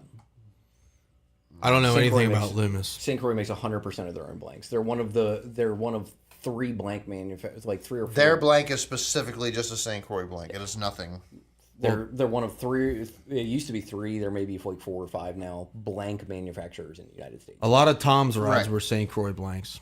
So that's And the mud thing. hole So blanks, your Shimano blanks, they may use some of the technology that was learned by Loomis, but all Loomis rods are still made in Oregon or Washington. So if you have like a high quality Loomis rod that has the same blank as a lower quality, like say Shimano rod, what makes the price difference? Just the way they decorate it, coat it, Because yada they don't. yada yada. the blank is what's expensive. It's like Right. it's like looking at so when you look at like an NRX Plus versus like a St. Croix Legend Extreme, or then those two are about the same price point. Mm-hmm. Go down to like a Poison Adrena and a Shimano, they're not the same blanks. So you're looking at much higher carbon content in the NRX Plus and the Legend Extreme. Your carbon content is going to be a little bit different, so it's going to be more sensitive the higher up you go in the blanks. The blanks and the guides are really the expensive parts of rods.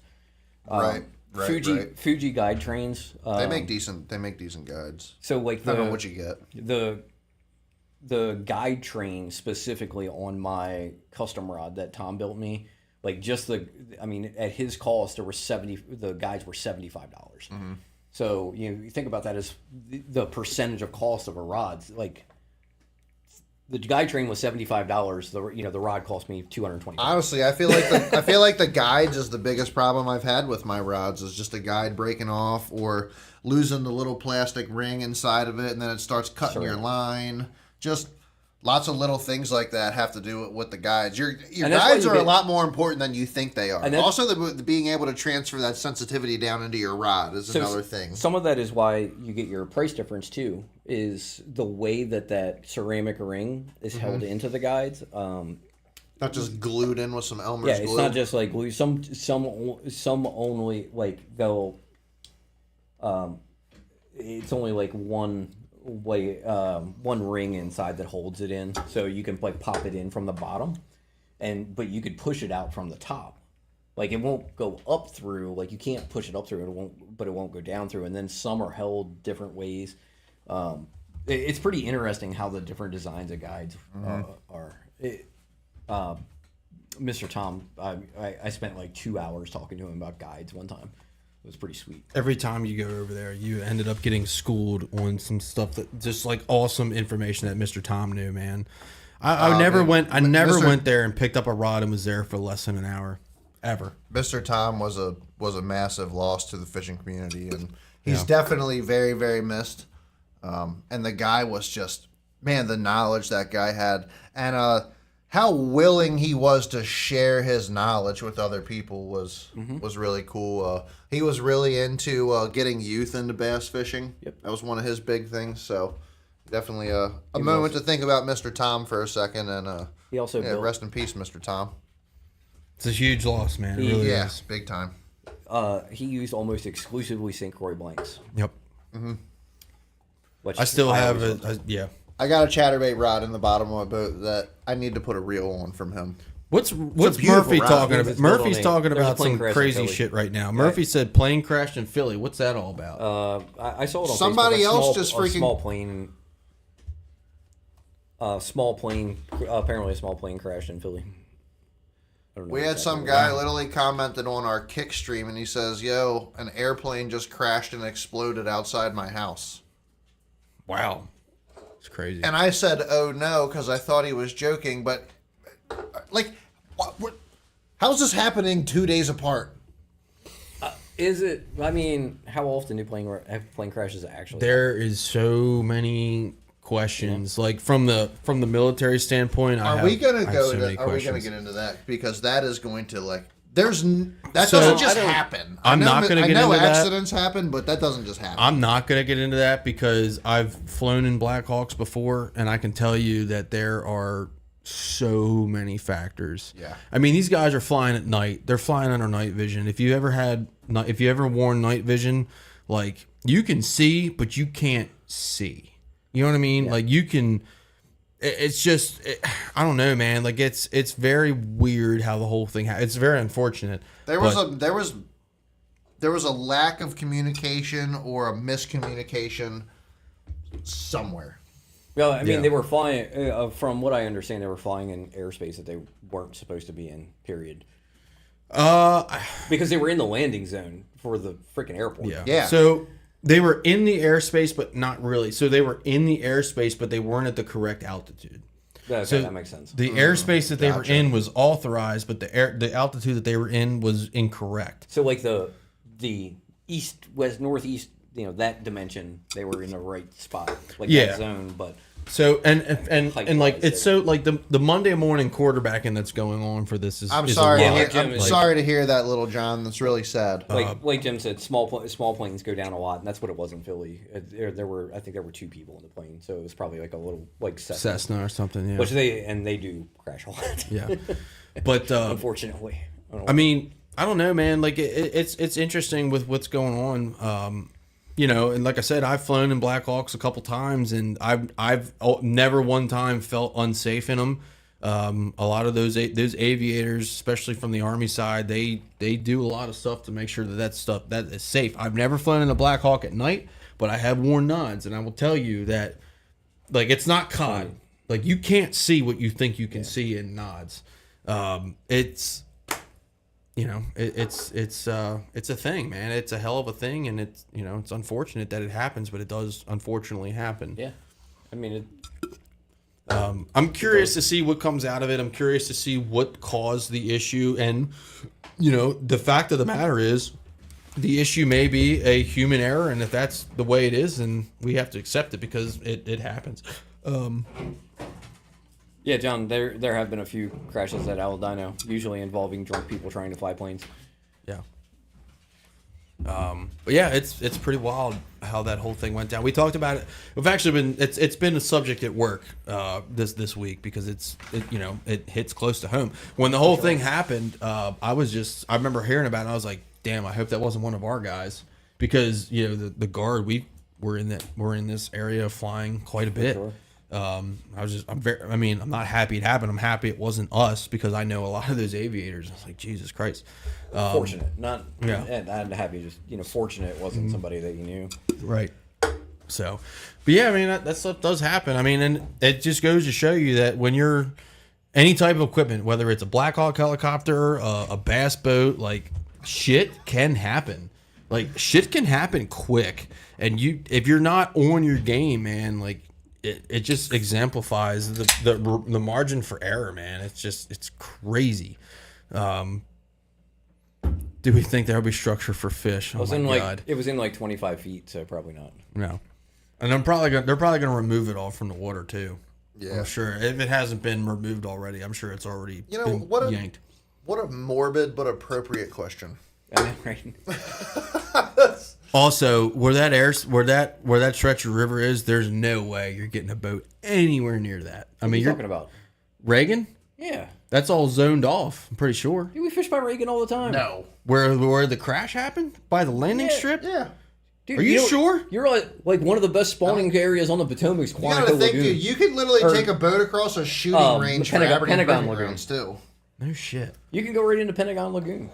You think when they do testing at APG, they're like shooting across the freaking Bush River? Well, APG is different. Planes land into Reagan all the time, right over top of you. And the reason why APG is different is because there's legitimately just shit that you don't want to touch. Like if there's shit over there that if you kick it wrong and it goes off, you're done. and every ounce of your being that's ever been is uncollectible. We'll put it that way. But wow, I didn't know that. I thought I could have sworn that. Oh, you know what? I'm thinking of There's like Quantico. yeah, like near the Pentagon and stuff. Well, That's no, Pentagon. all. You can't like right in the like Pentagon Lagoon. Like that's like you can go in there and fish. Really? It's not a big deal. I'm surprised. I don't know why. I thought all that stuff was. The only place that's really off limits on the river is Quantico.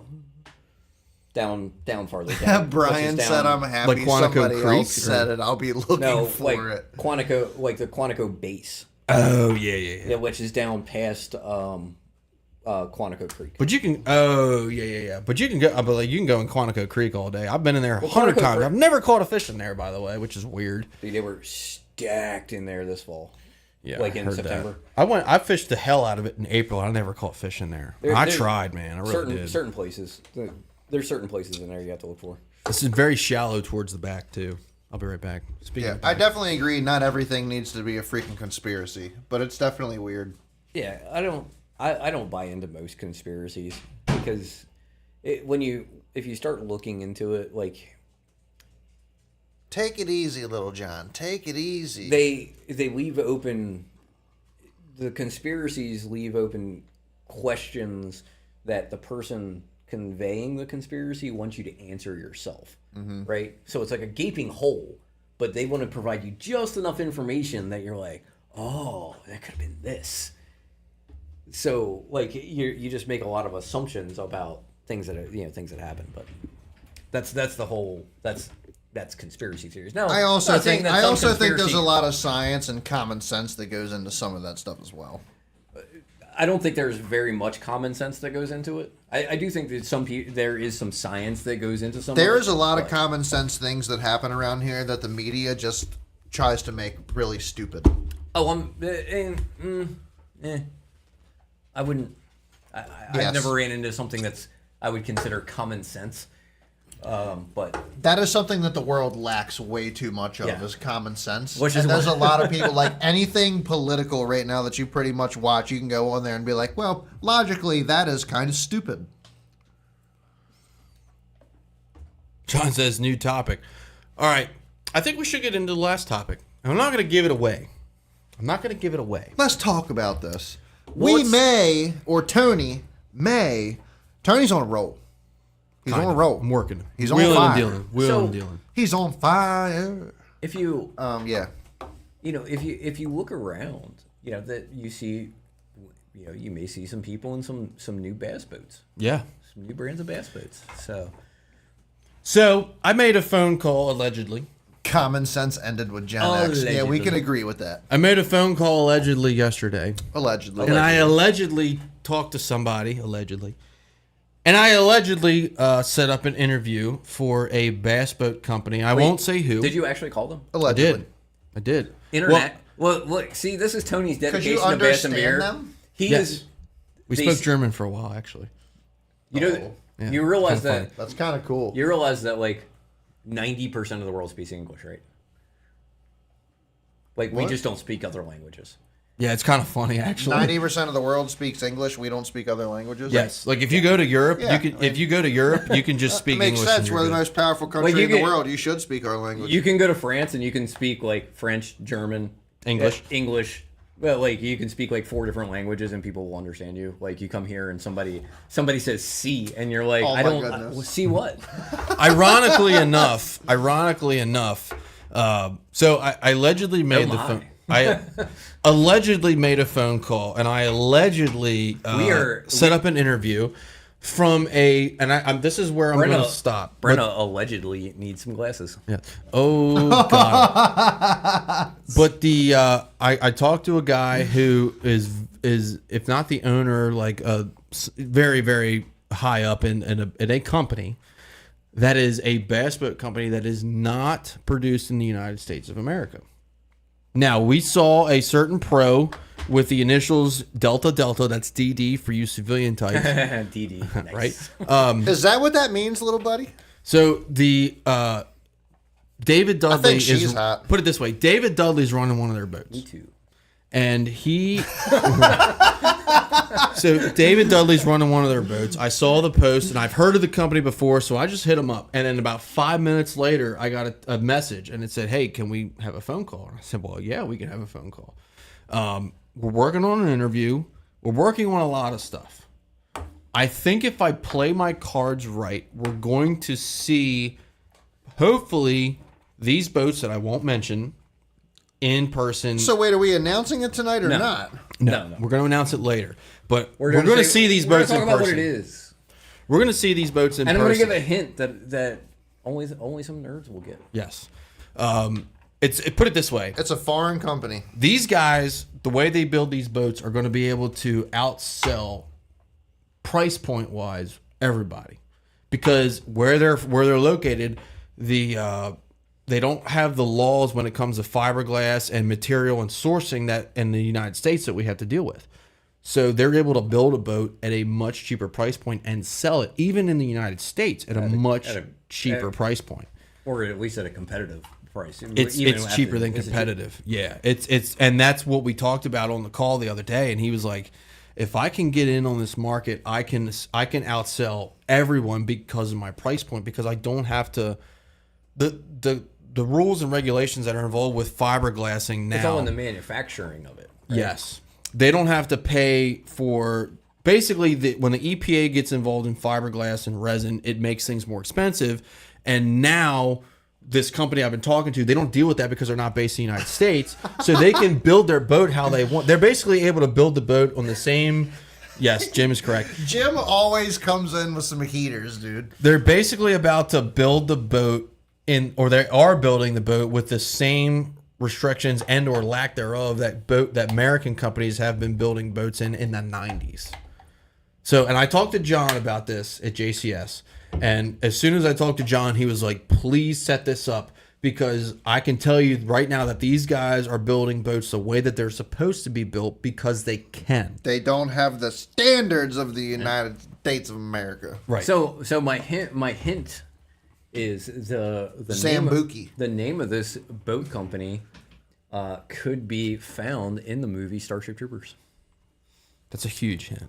I've never seen Starship Troopers, but I already know what we're talking about too, so it's kind of biased. I'm pretty excited for this. I'm not. You've never seen lie. Starship? How have you never seen Starship Troopers? I don't know. I just That haven't movie seen it. is right up your alley. Is it really? So I should watch it. It's a cheesy alien Go military home movie and Okay, I might with have to watch it. with a lot of titties. So Dustin this is said. the end of his comment. Dustin said cat, but not bass. No, dude, we got to hook. We got to hook. We got to. No, he's.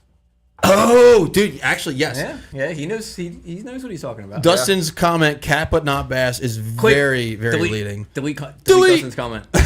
We're deleting Dustin's comment. Delete it. Dustin, you're banned. Dustin's close. Dustin's very close. Breaking out the ban hammer here. So we're going to so they're in a different time zone, so it's a little challenging to set things up. And these guys are very, very busy. They're extremely busy building these boats, and they're working on getting over to the United States and figuring that out. But I talked to the guy. We had a very good conversation. It's going to be a great interview, and I really think we're going to actually have a chance to not only see the boats, but we might be the guys that get them in the U.S. market. Maybe. What would they might be able to hook us up with their touring pro to actually talk about talk about how it fishes, so maybe I think that would be. I actually Yeah. thought about that. That is a great idea. So Yeah. I'm going to leave it at that. As of right now, and I'm not promising anything because a lot of things can happen, but we have an interview that we're working towards. We also, if things go well, I have a dealer for these guys set up for when they're ready to jump in the U.S. market, we can make it happen. So it's a tall order, but we're going to see if we can make it happen. And if it does happen, we're going to be the first ones there to check it out. Bass and Beer Radio is here to play the game, baby. Yeah. It's going to be fun. I'm very excited about So it. we got definitely have some pretty big plans for the future here coming up. Yeah, that's going to be pretty cool. Yeah. We also I want to say this, and I don't want to put the man's business out there, but the gentleman we had on last week, Mr. Jeff from Avid Boats, if you guys watched last week, please say a quick prayer for Jeff. He's having some medical problems, not super serious, but just keep him in your thoughts because he's got some things going on, and we want to make sure that we're thinking of him because he definitely He gave us a great interview. He gave us a really good interview, and we were very excited and lucky to have him on. So if you get a chance before your head hits a pillow tonight, think of that man because he didn't have to come on and give us his time last night. Yep. I talked to him today, and he let me know he's got some things going on. So we just want to keep him in our thoughts and make sure that he feels supported. We have a few good guests lined up. In the pipeline coming up. Did we announce yet? We have some boat builders. We have Ardent, which we'll have on the 28th. Right? 28th. Yep. We have a bait company. What's up, Steven? Oh, I forgot him. Yeah, that's a big one. That's a big one. We actually have a couple of bait companies. We just have to figure out a date with Andrew to get him on. What's up, Josh? Thanks for joining, bro. We have another bait company that's starting to get relatively, starting to take off. It started as a very small, very small company, like single person, and has started to take off. Has some sponsored pros and things like that starting to work their way into that world, like touring pros, not just promotional staff. Right. Professionals, not promotional. There's a big difference between those two. Huge difference.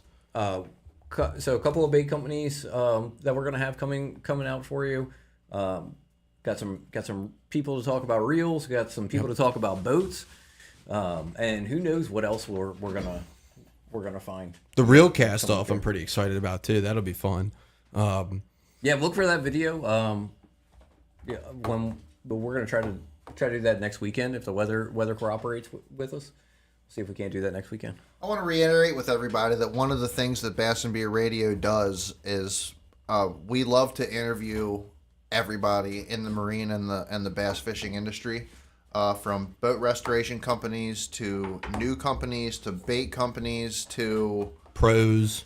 People that clean reels, people that make rods, professional interviews. We really like to get out there and try to cover all general aspects of the bass fishing community and the marine industry, all the way to batteries, trolling motors, sonar, which that goes beyond bass fishing. Everybody uses that for different things. Mm-hmm. But I just want to put that out there again that we love JCS Marine, we love restoration companies, we love talking to new boat companies. We love everybody and support everybody. We just want to provide you guys, the viewers, with as much information as possible, so you guys can make an educated decision on where you want to spend your money. Yep, that's really what it comes down to. That's the whole point, and we're finding here over time that we really enjoy interviewing companies and different people and bringing different aspects from all over the industry to you guys. And that's what we're going to continue to drive home in the future. And apparently our viewers want us to interview hookers. Yes. We'll just go to what's it, Bass Beer Radio live at Hooters. We could do that. That'd be awesome. That'd be hilarious. We just got to find, we got to do it on a Tuesday night when they're not busy. I could definitely get us connected with a local coffee shop, probably. A coffee shop? Yeah. Is it what type of coffee shop? Delicious coffee. Is that the name of it? No. Just delicious. No.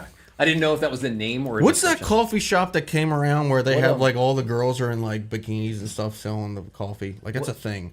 I just heard about that. Boobs and coffee? I don't know. It's something like that. No, I would like that. Bikini baristas. Is that what it is? Yeah. Yeah. There's one in Maryland, right? I don't think there's one in Maryland. The one that I always see is in Arizona or something. Oh, okay. What's the name of that coffee company? Jim says Bikini Bean.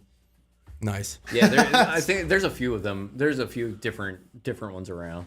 But yeah, the Bikini Baristas that's a thing. Be late for work every morning. Damn it. Do they give tuggies? Java Divas. Only if your name's Justin Tugger. Oh, dude. Too soon. God damn. Too soon. Dang. It's not proven. I mean, Deshaun. Why does all this happen 8 years afterwards? That's what I'm saying. It's sus. I'm sorry. It's okay. Sus. Oh, so never mind. I won't get into that. You know what? I'm an equal opportunity hater. Yeah. I was giving it to Deshaun Watson as soon as it came out. I'm going to give it to Justin Tucker as soon as it comes out. At least you're honest and you're consistent. Yeah. But yeah, so we're pretty excited about this. We're gonna have the boat company on in the next couple of weeks. We don't have a date lined up, but we're gonna talk about them. We're gonna talk to the guys that work on them. I think it's gonna be a lot of fun. Oh, so Joshua was saying, got to get Chad out there with the short shorts for the smuggling beans company. What about the mean? Hey, what about the mean bean? Don't forget about the mean bean. Oh, do not forget about the. So how can you guys, forget about the mean bean? My actual nose has not recovered from that yet. On that Justin Tucker thing, on a more serious note, that was almost a rape charge, right? I did not know that. I haven't been following it. Yeah, but he missed wide left. Oh my god. Oh my god. Oh my god. That was a pretty good one, actually. Oh dear. God. Oh my goodness. I thought we had some type of factual information coming in here. I did too. Damn. Sorry, right after him. I'm an asshole. Oh man. But anyway, so once we get a date lined up, we're going to announce it. And hopefully you guys join us because I know you're going to have lots of questions. And we're gonna ask them all the questions. And I really think if we set this up to do it right, we're gonna get a chance to crawl in one of these things and check them out, which I think will be pretty cool. It may or may not be happening at JCS Marine. I won't say that for sure, but we're gonna try to make it happen and see what we can do. But yeah, that's most of what we had to cover tonight. Get you out there in your short shorts. I'll pull up, sack out, and everything. Banana hammock. I ain't even scared, bro. Rocking that. Is banana that what hammock. you guys want to do for one of the openings down at JCS? You just want me to sit outside in a banana hammock with one of those freaking signs that you spin around? American flag banana hammock. I'll sit out on the main road with a JCS T-shirt on and a banana hammock. But you gotta get one of the big signs with the big JCS Marine sign, just like Just Start spinning it. twirl it around and helicopter my wee wee at the same time. oh my god, that'd be funny. And That would we're be banned. And funny. we're banned. But yeah, we're working on some stuff. We're trying to get some new people in here and have these conversations for you guys, so you guys get a chance to not only hear them but ask their questions. I really think we had a. Oh my god, internet's undefeated. Zach, you are awesome. I really think we had a good conversation. Can you send me that? I think we had a good. I think we had a good conversation last week with Avid Boats. They talked about a lot of stuff that I did not expect, like the dual welding, the welding on both sides of the weld. I thought that was actually really, really neat. Josh, if you were able to watch that with us, I can't remember if you were on or not. What did you think of that? You're one of the best welders we've ever seen. So what was your opinion that they weld their boats on the inside and the outside? Coming from somebody that does work for a pipe fitting welding union, his welds are beautiful. Yeah, Josh's welds are His top tier. TIG weld is like, it looks like a freaking machine did it. You know what I want to talk Because the about? man is a machine. You know what I want to talk You know, about? he's a well-oiled, highly educated Yes. machine, which is pretty interesting. You know what I want to talk about for the rest of the night is I want to talk about Mega Live 2. Josh was impressed with what they do. Speaking of Avid Boats. That's cool. That's awesome. Yeah, I thought their welding was actually really, really neat how they did it, and it's definitely going to be strong. And he was talking about the thickness of the metal that they use. That's pretty awesome. Yeah. Quarter inch aluminum all the way around. Eighth inch. I thought he said quarter. No, I think it was eighth. Yep. Transom's quarter. Yes. Yeah. But so we talked about Mega Live. We did a show probably 2 months ago, and we talked about when the Humminbird got rid of their Helix units. They discontinued the Solix units as well, and they came out with the Explorer, and they came out with the Mega Live 2. And a lot of you guys were kind of like, some of you were like, hey, this is great, and some of you were like, man, screw them. My Helix is basically an antique now, and blah, blah, blah, blah, blah. So I want to talk about Mega Live for a second because now I have not seen it in person. I've seen a good video. I thought was a good video on YouTube. I might have to find it and share it after this. It's a pretty good comparison. So the video that I saw on YouTube, it was these guys that Like, I'd still have it, but yeah. I wouldn't tell anyone. So these guys that had a video and they had fat chick on a moped. oh my god, they had an LVS 34 and then they had Mega Live 2, and they were doing side by side comparisons where they were throwing a bait out, and you had one screen was LVS 34 and one screen was the Mega Live 2. And now, yes, I'm sure they did their homework and got them dialed in, and they were getting the best picture they could out of them. From my perspective, watching the video, having not seen Mega Live 2 in action, I thought it was a serious upgrade for Mega Live 1, and I thought it was comparable and competitive with what's out now compared to the 34 and Active Target 2. Speaking of Active Target 2, Jim said Josh Jones did a small review on all three. He said it's okay, but still not as good as Garmin LBS 34. I also take what Josh Jones says as with a grain of salt, because he says that Active Target 2 is the best of the three, and I've used Active Target 2, and it fucking sucks. Yeah, I'm not a huge fan of Active Target. But the why beam is is that? just too small. The beam is it's very hard to find your bait with Active Target. It really is. It really is. I think they've made Active Target is. They just kind of been there. I think it's to par with Garmin. I think it's just kind of there. In what I've seen, I think there's differences in it, and I think to say that I think to say that somebody like Josh Jones is like lying or doesn't know what he's talking about when he's probably somebody that has the most time on LiveScope in the world is, you know what I mean? But if you go back a few years, he's not sponsored by. You'll also find a video of him completely destroying Garmin because they wouldn't sponsor him. He's not sponsored by any of them, right? Though. But so he uses and reviews. He what stopped he thinks using. is great. He said on a video he stopped using Garmin because he asked for a free unit and they said no. He's like, so I just won't use them anymore. Okay. So to me, that's a bias. That shows a bias. That's also like, in my opinion, from somebody that could never. If he's not sponsored and he chooses what units he think is best and he uses Lowrance, I don't think he's lying. So. Does Lowrance give him a free unit though? So here, what's he's not sponsored by any of them, so no, I don't think so. Yeah, so true. here is my counter to that. Why did nearly every Lowrance Pro, touring pro, Run a Garmin? that does this switch from Lowrance to Garmin? Like, it's a good point. They all switched. One person says it's better. I can't tell you. I'm not. I mean, to be fair, I can only make the. You know what I'm saying? That's what things that I see on the internet happening, and Josh Jones is definitely well Jeff known Gustafson for did win a classic on Mega Live 1 though. He did. So it. Yeah, I see the points being made, but like, Garmin's still the leader in my opinion. Because here's the thing, like, everyone's chasing Garmin. Everyone. We see even Josh says, Yeah, I don't buy that he's not sponsored by Lowrance. I could also buy that too, that he's not. He's just like keeping it under the table. I don't know. I've used Active Target 2. I have a Garmin, LVS 34. The picture image on the LVS 32 looks like trash. Maybe for what he does. Do you mean Active Target 2? Active Target 2, not Live Target. Did I say Live Target? I was going to say, I was like, I damn have it, an because LVS 34. Okay. I meant Active Target 2 versus my LVS 34. The picture quality looks like garbage, and it's hard. It's really hard to do. It's hard to find your bait with it. It's hard to determine, screen clutter and fish. Like, especially at longer distances.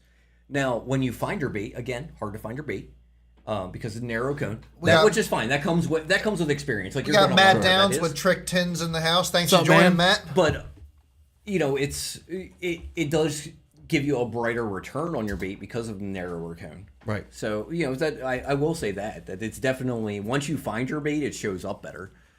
But I'm just to me, again, personal opinion. It makes me hard to believe what he says, based off of personal experience using both. Yeah. Matt, what have you been up to, brother? Yeah, haven't seen you around in a while. Fill us in on what you got going on, how you been, what you're up to, what your future plans are. Let us get an update. But Jim Fallon makes a good point there.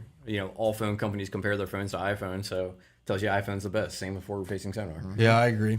I mean, everybody's comparing to Garmin, to Garmin, then that's a good way to think about it. You want us to send you a link, Matt? A point that I had before we went live, and Paul and I agreed on this, is that where we fish, because really in this area, when you're using forward mode, really what it comes down, like for us, you have, in order to really see the difference between LVS 34 I and agree, Mega Josh. Live 2, you have to have, in my opinion, really good conditions. Where we fish, we have a lot of current. We don't have the water clarity. I don't think you're going to really be able to tell a huge difference between LVS 34 and Mega Live 2 on a place like Conowingo. Now, you go to Lake Anna, I think you're going to see a difference. Yeah, I don't know if you're going to get, and it may be the opposite. It may be that because we have the dirty water, that the LVS 34 is just going to be that much better. That's possible, too. Yeah. New Lou battery. He's going to switch in at Garmin, and Salt Licks is over to a 16 volt 100 amp hour. Nice.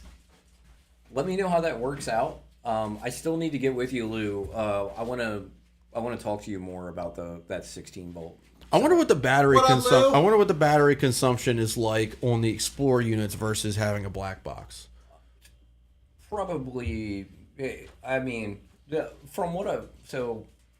I looked at like the amp draw of a black box, it's not that much. So it's probably like the difference between going from a Helix to a Solix. There's like. I just wonder what the comparison is for guys that are. Can you hear me at Mountain Dew? Yeah, for Mountain Dew, you said. It's in the door. For guys that are running like maybe don't have the best battery setup, or maybe you're running your live scope off your cranking battery like I did for a year. That was definitely like a consideration. Is I couldn't run my live scope as long as I wanted to because it would kill my cranking battery. So I wonder if you could do that on the Explorer and not have to worry about it. Oh, it's definitely going to be more higher. It's got more processing power. So more computing power plus a higher definition screen is going to equal more battery draw. Is there a selling point to guys that don't have anything? Let's say you don't have Panoptics, you don't have Mega Live.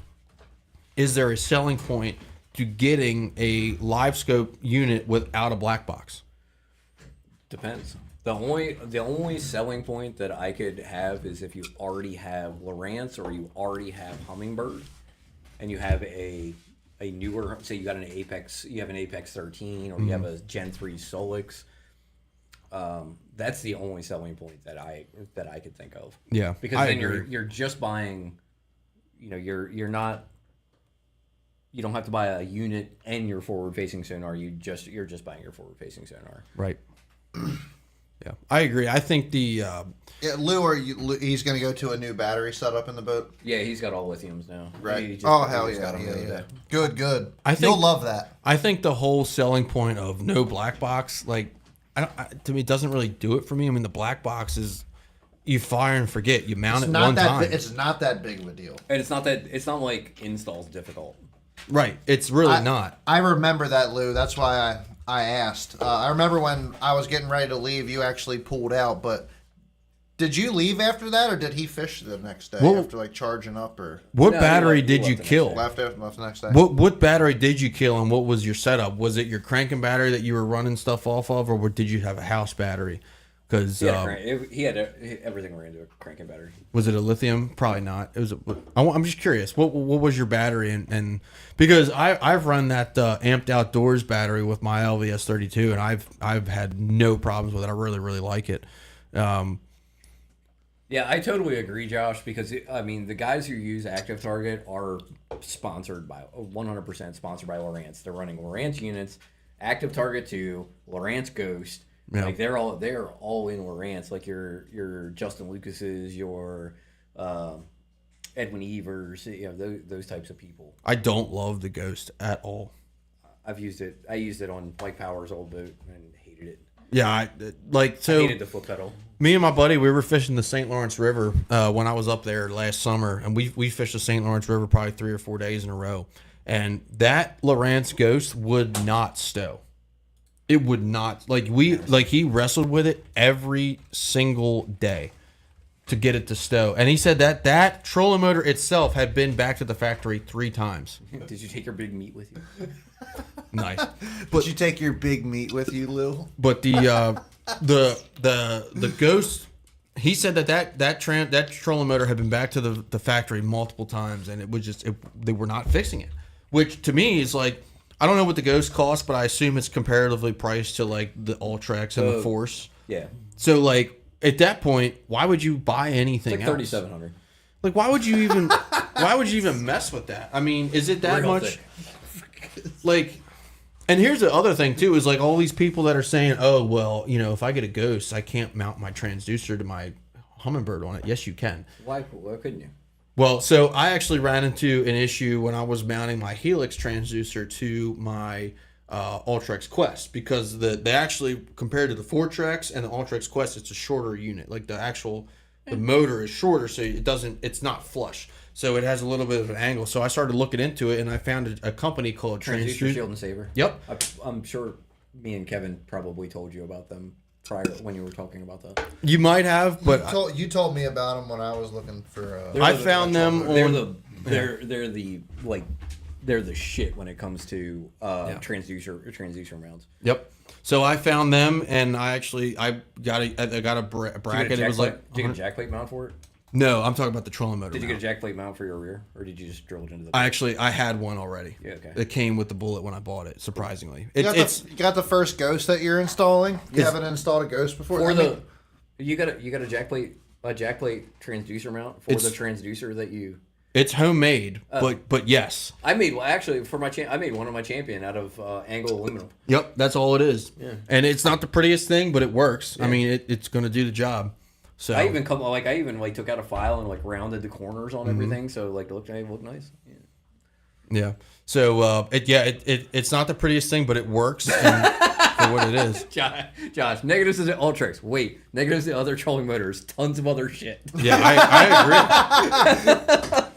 I 100% agree with you. Now, I'm pretty uneducated on the Garmin Force, but it seems like the only reason they use a Garmin Force is if you have Garmin units. I mean, it's brushless. It's not a bad. That's how I feel about both the Ghost and the Force. There's no reason to use them unless you're just going to go low rants or Garmin for everything. Other than that, just get an Ultrex. Yeah. The Ghost isn't a bad trolling motor. Dave has one, and he likes it, and he hasn't had any issues with it. It's really, really powerful. But I also Ken Eng had. Matt says he likes the Garmin Force a lot, and he had issues from the start. And yes, the foot pedal was shit. It's way too narrow. There's you end up hitting fucking buttons when you don't want to. I'm not a big fan of the. I like it better than the Lowrance foot pedal. That Lowrance foot pedal sucks. I'm really curious. I'm really curious to see where the power pull move is in terms of sales and the longevity of how long that is going to be on the market. Because, in my opinion, the only thing it really has is the weight reduction. Yeah. I mean, the reverse feature just doesn't do it for me. They're really, really strong, Matt. Like the Force is one of those motors that I've never even used one, but from what I hear, that just if you're comparing it's a power horse. If you're comparing it to the original Ultrex, it's a workhorse. It's definitely better than the regular Ultrex. If you're comparing it to the Quest, I'll take my Quest over that any day. How come we haven't seen anybody recommend the Move though? Because it's $5,000. Yeah. Is it good? I put it this way: everybody I know that has one has had problems.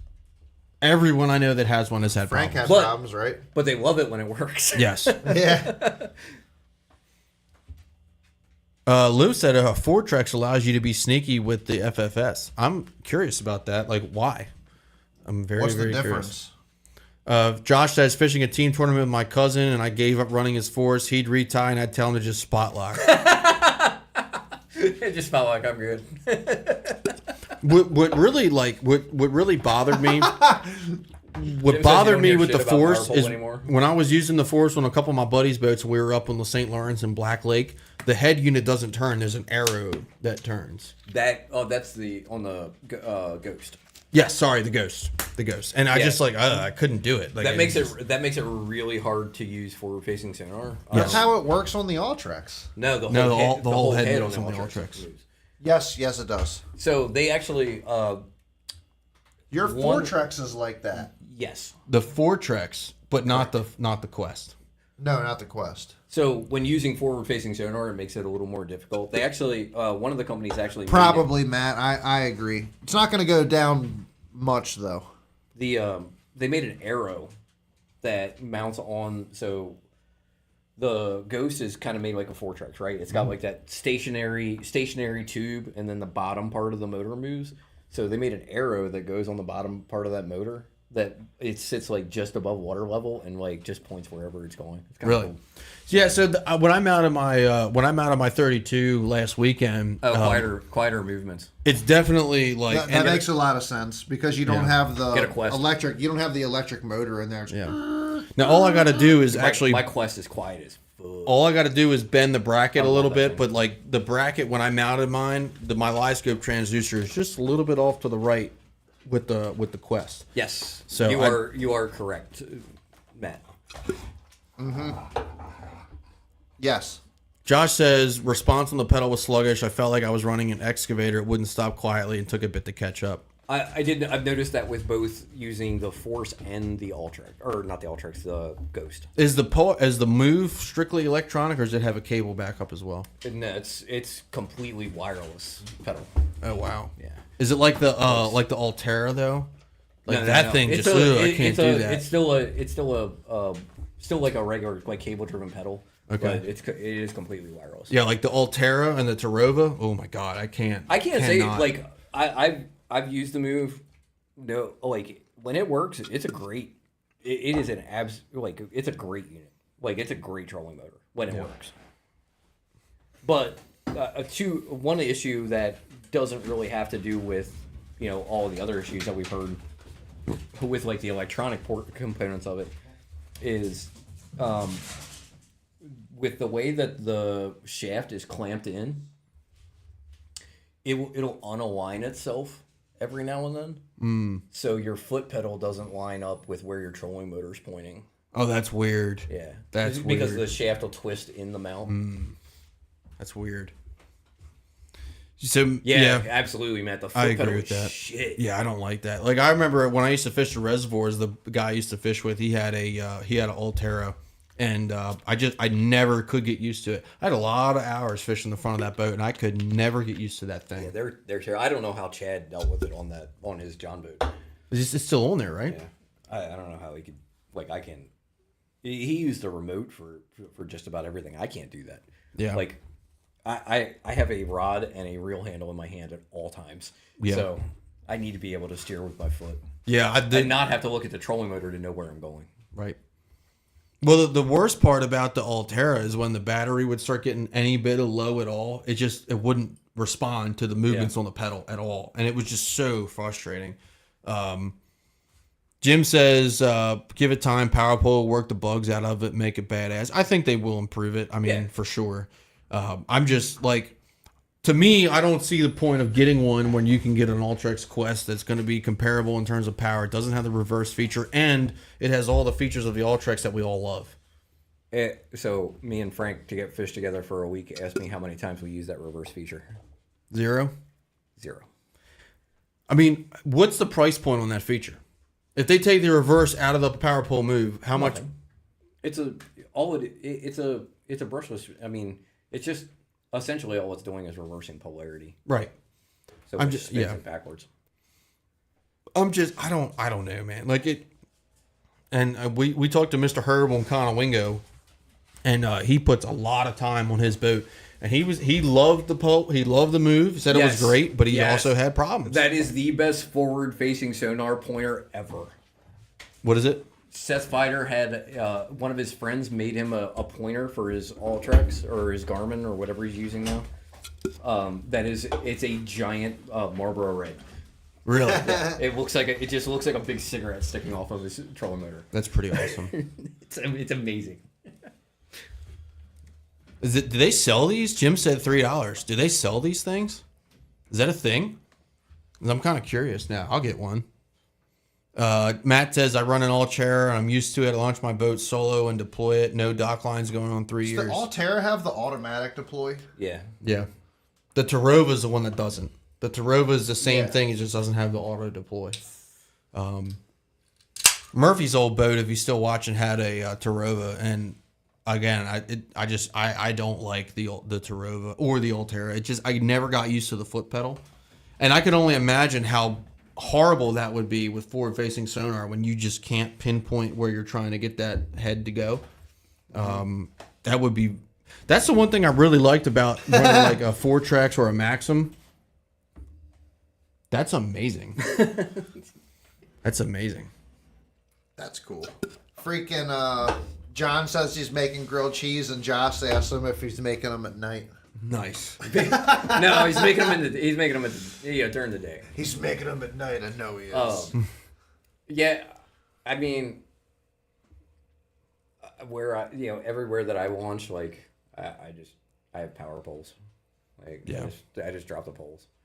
I haven't launched at a boat ramp where I couldn't just launch the boat, drop power poles, and like run off. Maybe I gotta get my feet wet.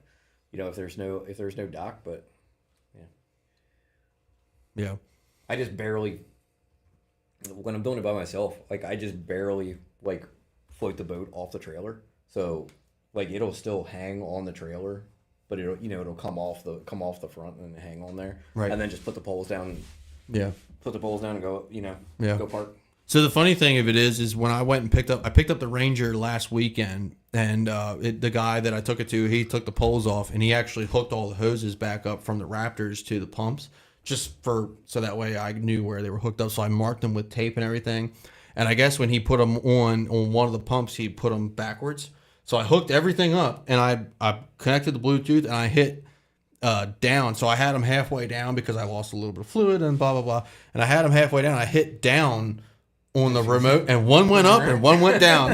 And I was just like, after wrestling with it all day, I swear to God, I was like, why is this happening? Why? I don't understand. I think, didn't you have the Ghost, Rodney? I think Rodney had the Ghost and he went to he bought a Quest. I think he had a lot of issues with his Ghost. I'm curious. Let us know. I want to say it was the pedal. I think he was the one that was telling me that it was the pedal. Yeah. That he kept hitting like random buttons and shit. And then you got the Motor Guy Tour Pro. Matt Down says the self-deployment is pimping. I like it. Rodney had the Ghost. He had issues with the Ghost. I will say that 5 times his trolling motor was down 5 times. 5 times in the And that's the Ghost. That sounds like my buddy. His was in the shop like 3 or 4, like sent it back to Lowrance. I remember like when 4 times. I remember Mike Iaconelli was pressing that Ghost so hard when it came out. A lot of guys are still pressing it hard. I mean, I know a lot of guys that run them and love them. Heading sensor. He had a heading sensor board. Jesus. That's what I like about the Ultrex is it still has that backup cable steer. So if like all the electronics take a crap, you can still use your trolling motor. I have I have a Tarova. You can't use it without the electric assist. Is that a Quest thing or is that an Ultrex That's an thing? Ultrex thing. Am I thinking about the Tour Pro then? Maybe. Oh. Because the Quest, it will not turn without the electronic. I mean, it will, but you're gonna jack your pedal up before you turn it with your foot. You can turn it with your hand. I have a Tarova on the John boat. Love the Tarova. It's a great motor. Rodney also says the Ghost sucks in the grass. It's a great motor. However, the electric board and the electric only steering has gone bad, so I've had to have them send me out a new foot pedal before. I agree, Rodney. Quest is awesome. What was your customer service experience like with Minn Kota? My customer experience with Minn Kota was pretty decent. They were definitely. I was at the very end of my warranty, and they still sent me out another one. Yeah, I've always had. But Johnson. it was good. Yeah. They got back to me pretty quickly and didn't fight me about sending another one. What would a new pedal cost? I think the new pedal was like $300 or $400. Yeah, it was like $300. It's not hateful, but that's a lot of money. I mean, At the time, it was a lot of money, and I didn't want to have to spend it. Yeah. And I didn't have another boat at the time too, so that took me out on the John boat. And also, the Tarova pedal has that plug on it. You can unplug it, take the pedal off of it. Yeah. Now I take the pedal inside. I've never heard of anybody having pedal problems with a Maxim or a 4-Trax. Just saying. Well, they're all cable driven shit. Yeah. Well, I still have the 4-Trax.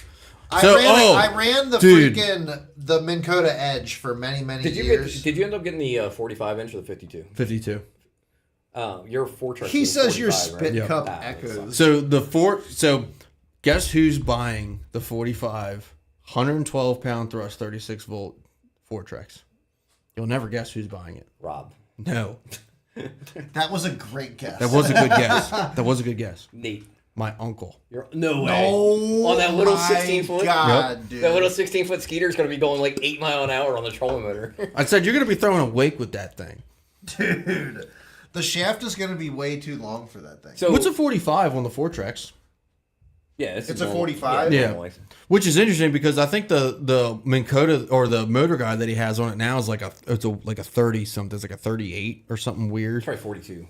Yes, that's what it is. I think my motor guy was 42. Yep. So No, I can't wait to see that. No. Yeah, that's going to... John, which outdoor show? You mean The Great American Outdoor Show. He goes out there with like a bag of plastics. He's got When is all the that? room in the world to add more batteries. Oh yeah. The Garmin, I agree, Matt. Garmin, I had to call them once when I was That's having cool. issues with my black box, and they were awesome. I mean, like the girl that I talked to, like, you know, we went through a bunch of troubleshooting stuff, and like she, you know, did the typical. Well, we'll send you out some new cables to see if that's the issue, and I'm thinking like, okay, this is just like typical. And then like 15 minutes Yes, later, John. 15 minutes later, she calls me back, and she's like, I thought I remembered you saying you had it wired into a fuse box. I was like, yeah. She's like, can you wire it directly to the battery? I was like, yeah. And she's like, I think the problem is your fuse box. Try wiring it directly to the battery. Wired it directly to the battery, never had a problem. Really? Never had a problem after that. Wow. I'm like, What- dude, that is awesome. When you have contactors and bus bars and all that shit, it adds points of contact to have. Well, it was just a bad fuse box. You know, the connection in that fuse box was bad, and That was in the Champion, right? yeah, and it was getting intermittent voltage. When is the first tournament of the year? My first tournament is the 21st of March. I don't know when mine is, but so the guys in the club, they're 22nd, finalizing their 21st schedule March, right something now. There's a really good chance I'm actually going to fish the SQT team trail this Are year. you? Hey, thanks for I the would like like, to fish Tony. that. Yep. I really Did want you- to fish that. I talked to somebody. I talked to Lloyd at one point about the paper club stuff. So and then I talked to somebody else. Maybe it was you. Probably. Because I talked about it a couple months ago. We were talking about it. Did you get into the paper club? Or, So I have. so somebody I talked to. It probably wasn't you then. But I they have an in for it. If I decide to go that route, the person I'm potentially thinking about fishing with is already in a paper club, so it's easy. River Rats. You talked about Nigel. fishing with him earlier in For the Nitro. Paul. River Rats for Paul. And And the red Nitro Z20. Oh, John. Yes. Yeah, I just, yeah. what are you, Bass Militia. Bass Militia for Tony. Oh, and I'm probably actually going to be able to fish your guys' tournament this year in the spring, which will be fun. Is that the one you were talking about? 21st? My first TBF tournament's the 21st. That's the 28th or Okay. 29th or something. I should be able to fish that. I was talking to Miles about it. Of course, So the on weekend flats? before. Yeah, of course, the weekend before I have drill, so I won't be able to practice, but I might fish anyway, just for fun. Which would be When do you? a lot of I mean, fun. you'll be off on like Monday, won't you? Yeah, so I would have one day of practice. I told Miles, I said, if you want to fish it, you better all you spend need. 2 days out there practicing finding the grass, because I got a couple I'll areas. I'll fish it with you. That would be a lot of fun. I really would like to fish it. I've only ever fished one river edge I'll tournament. fish it with you. It's probably 4 years ago. Rodney says he's ready to get his teeth kicked in on Smith Mountain Lake in March. Dude, one of the best days I ever had in my life was on Smith Mountain Lake in April. We should go there. He is And Rodney. Mall. Rodney. So Rodney and Moo Mall. Lou. Oh my god. Rodney and Lou are fishing the. We're definitely going back to Moon. I definitely going to Moon Mall. Yeah, We're Moo doing Mall's that. a lot of fun. They're fishing. Rodney and Lou are fishing the Shenandoah division of the BFLs this year. Oh, that's cool. Oh yeah. Yeah, Very Rodney's cool. fishing as boater and Blue's going as a rider. Hey Rodney, have you ever fished Lake Moo Mall down that way towards you in Virginia? Let me know. It's one of my favorite places to fish. I mean, you can go there and catch a ton of smallmouth. He's like down around Norfolk. Okay, that's kind of So he's far. kinda down south. It's a little far. I mean, you could do it in a weekend. I mean, you could do it in a day if you really wanted to. But if I was in that area, I would make it a weekend. If you've ever fished it, let me know. It's one of my favorite places to fish. I don't even know where really Gold like You it. know, that's we say something about Moon Mall. That's the other guy we need to talk to. We need to talk to Jim and set something up. We got to get down to Florida at some point as the Bass and Beer radio crew. Get together with Jim and go down there and fish Headwaters and some of the other water down there. Rodney, have you never fished Moomaw? Oh, he says very interesting. I can drive. Dude, Moomaw is a fun place to fish. I go there every year in November, and it is Really? a lot of fun. Rodney, super good smallmouth lake. Yeah. So what really turned me on to that place, and I've told this story a couple times. I fished it when I was in college at VMI because it was the closest lake. They had a little Sunday trail there, and I didn't really know a whole lot about the lake. It was only my 4th or 5th time fishing it, and I caught a 6'11" largemouth in the tournament, and I was like, well, I'm going to get lunker. I weighed in. I weighed in my lunker, and I had lunker. There were 2 boats that weighed in after me.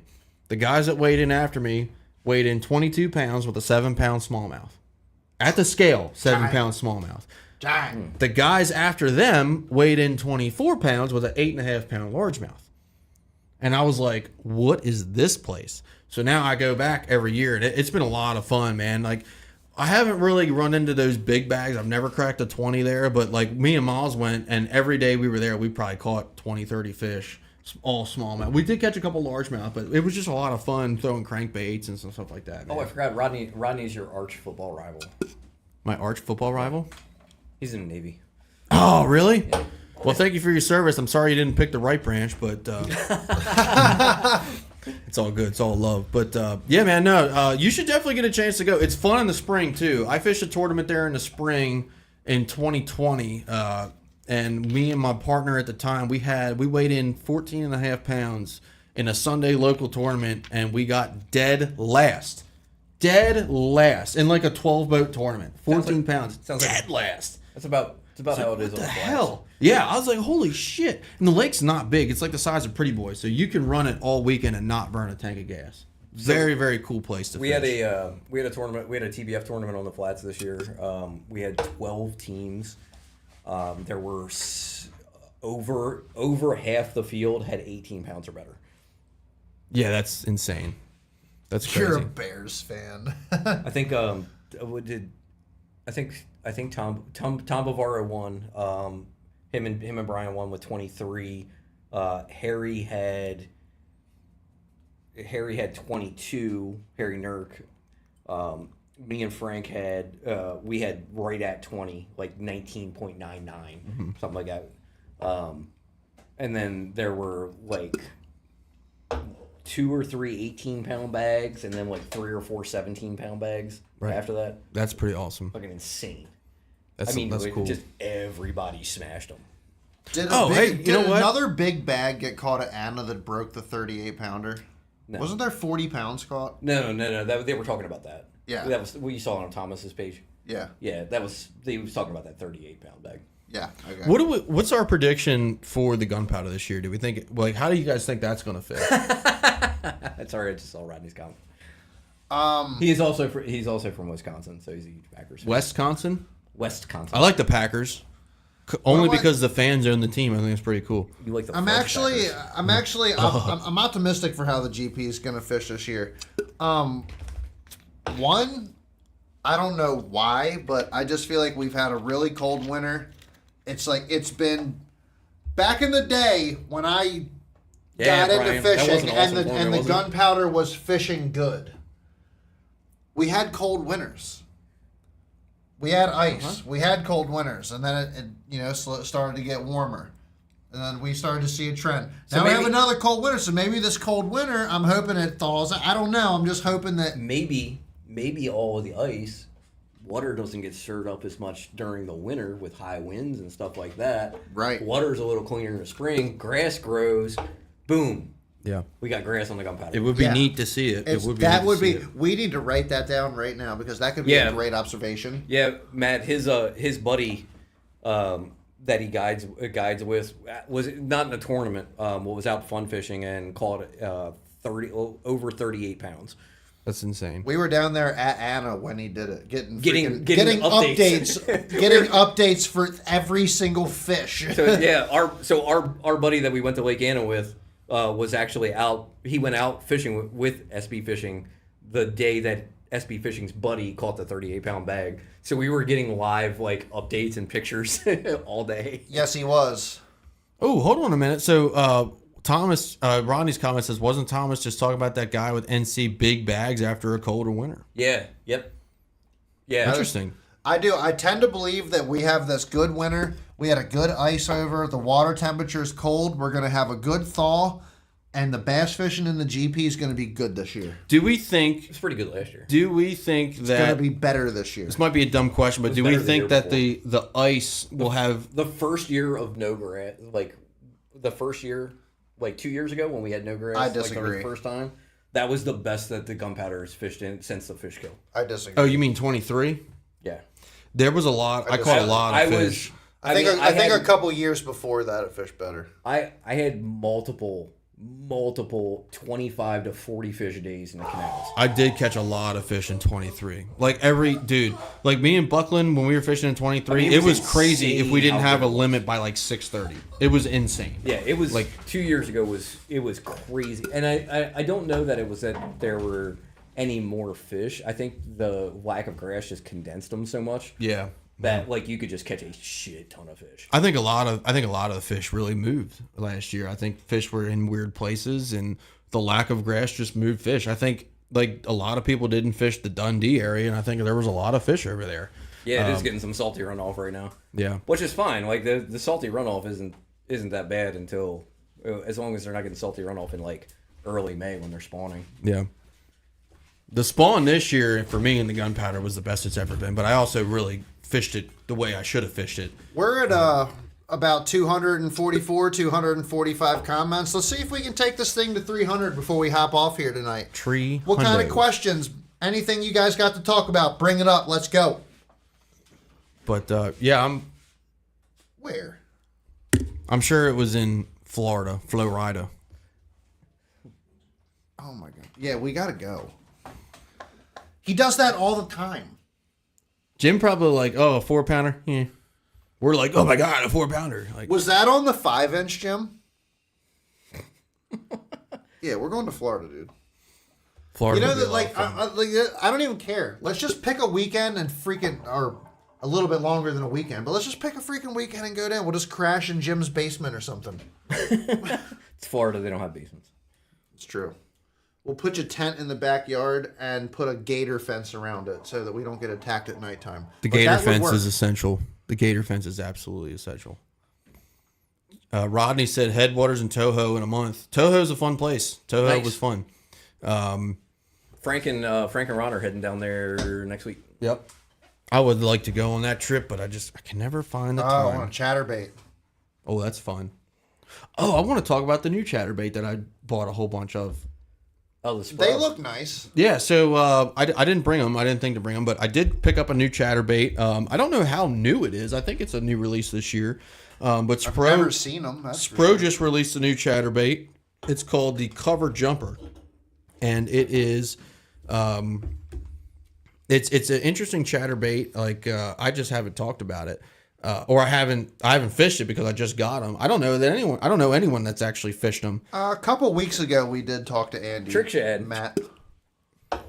But yeah, Trick Shad's deadly, bro. The way the blade design on it is, I feel like it's definitely a different vibration. It has softer edges, whereas the jackhammer and the thunder, not really the thunder. It doesn't have that like pentagon shape. It's more Yes. of a flat top with round sides. Yeah, I'm trying to think if there's any chatterbaits on the market that have that blade design, and there's really not many. It's shaped a lot like a lot of your custom chatterbaits, like Yes. your homemade chatterbaits. Yeah. Like that style blade. I think it's going to be a less of a frequent thump, but I think it's going to be a heavier thump. I think it's going to be a more distinguished, like, but not as fast as like a jackhammer. They look like a Picasso. Just tie one on it. Yeah, Picasso does have that blade shape. They look like It's they very, look like very a similar. Picasso with that blade shape. But Picasso makes a nice chatterbait. I do have another chatterbait that Shockwave. I bought about. What kind of hooks do they use? I don't know. They use a Gamakatsu. I do have another They use something chatterbait like that I bought. I bought about 15 of them, and I'm not talking about them yet. I might talk about them later, but I'm not talking about You them bought yet. about 15 of what? It's a new chatterbait that just hit the market this year. I'll talk to you guys about Like it after the show. mainstream or like small company? It's not mainstream. Oh, well, Well, it's main. Put it this way: it's mainstream, but if you can look it up and find it, good luck finding them in stock. That's what I'll say. So that should tell you that it's not from the United States. Would you get some like Mini Max or some? No, the Minimax is awesome. look though. at Tony buying JDM shit. Right? This doesn't happen. Mister, I'll never buy a jackhammer. And now I'm buying JDM chatterbaits. Dude, I Jim, went. I need to pick up I want to pick up a 9-inch and a 5-inch. Chad, now I know why. He definitely got him on Temu. No. Oh, he probably did. He's saying no, but he's lying. He Nope. I won't. I don't even actually remember. I got them from Japan Fishing Tackle. I'm very down, by the way, for the Temu videos. I think that would be fun. Does it have a weed guard? Huh? Does it have a weed guard?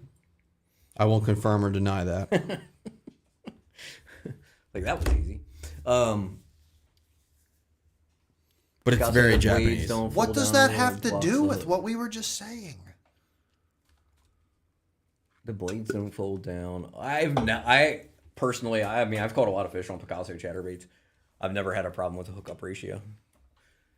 I just told you guys what it was in the group chat, so you guys will be able to see it. Paul, you were very close.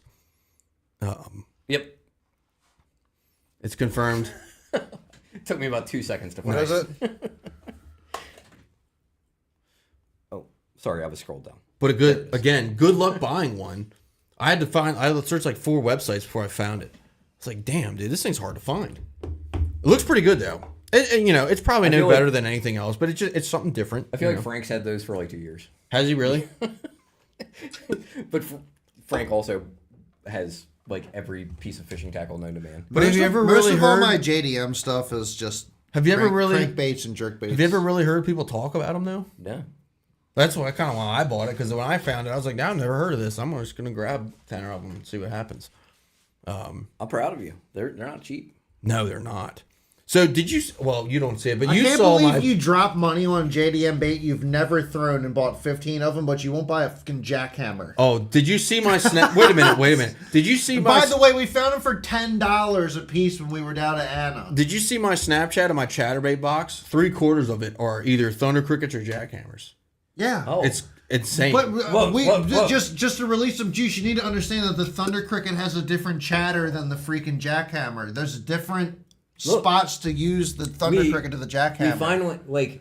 We finally got Tony to spend money on this boat, and now he's spending money on everything. And Yeah, what's it's pretty bad, what's a actually. thunder cricket cost to a jackhammer? It's like $12 to $15. $12.99. 12. I'm really curious to know the 11.99, difference something like between the Evo and the jackhammer, because they look very, very comparable. They really do. I mean, the blade's a little different, but they look very comparable. It's the head design of Yes, the blade. The absolutely. jackhammer's a specific head design. Absolutely, Jim. Me and Jim were talking. We were talking yesterday or the day before about some chatterbait designs, and he's spot on right there. Is a lot of like your small company made have a split ring connection to the blade, and it doesn't allow it to hit the head, so you don't get that click noise because of the Z-Man patent. Yep. So unless you want to pay Z-Man royalties, you can't connect your blade like that. That's why all the other I won't buy any other chatterbait because they suck, because you can't make them the same way that Z-Man makes it. I don't know, man. For me, and I've said it before, that you to can. me, I feel that like that's a thunder cricket really just closed outperforms. market in a way. Like, I will say the thunder. okay, so what if You can why make your doesn't own. why doesn't somebody make a chatterbait where the blade just like clacks on the bottom and the string is at the top? Oh, is the Z-Man patent's done? Because they definitely sued Queen Tackle last year. Well, Evergreen is making a chatterbait now. Evergreen has made a chatterbait for Well, us. yes, but Evergreen it's their Z-Man. own chatterbait. I don't think it has a Z-Man name. I think it's their Maybe own that's chatterbait. because that Z-Man patent running out. Well, I Evergreen like- made the jackhammer. I like anyway. Evergreen products. Evergreen makes good shit. Yeah, the Evo. I feel like the Evo is. Evo's decent. We'll see, but I think it's very comparable to the jackhammer. I caught quite a few fish on them last year. I didn't really get to throw them as much as I would like to, because, like, for I me, picked up a couple because I just had a couple jackhammers break, and yeah, I needed a couple black and blue chatterbaits, and I could grab them real quick. And right. Evo's decent. We'll see, but I think it's for me the Thunder Cricket really shines post or like pre and during the spawn, and then after that it's jackhammer. I don't know why, but for whatever reason, the Thunder Cricket seems to be the deal in March, April, early June, or April, May, early June, and then after that it's jackhammer time. The original jackhammer, I assume you mean. not the original chatterbait. The jackhammer is freaking awesome, I will say. But I still caught more fish on the thunder cricket, but I throw it more because usually when that chatterbait bite really kind of dies a little bit in the summer, I start throwing other shit. See, I don't necessarily catch more. Yeah, for real, Rodney. Thunder cricket, I've never had that problem. Just saying. Colin, thanks for watching, brother. Thanks for the like. Appreciate it. So it's like certain types of. So if the matte colored paint that is on jackhammers, like on their green pumpkin blades, like doesn't come off. Black and blue, like you make 3 casts and it's gone. Yeah. Yeah. So I've never really noticed a difference in like the time of year where I caught more on a thunder cricket than I did on a jackhammer.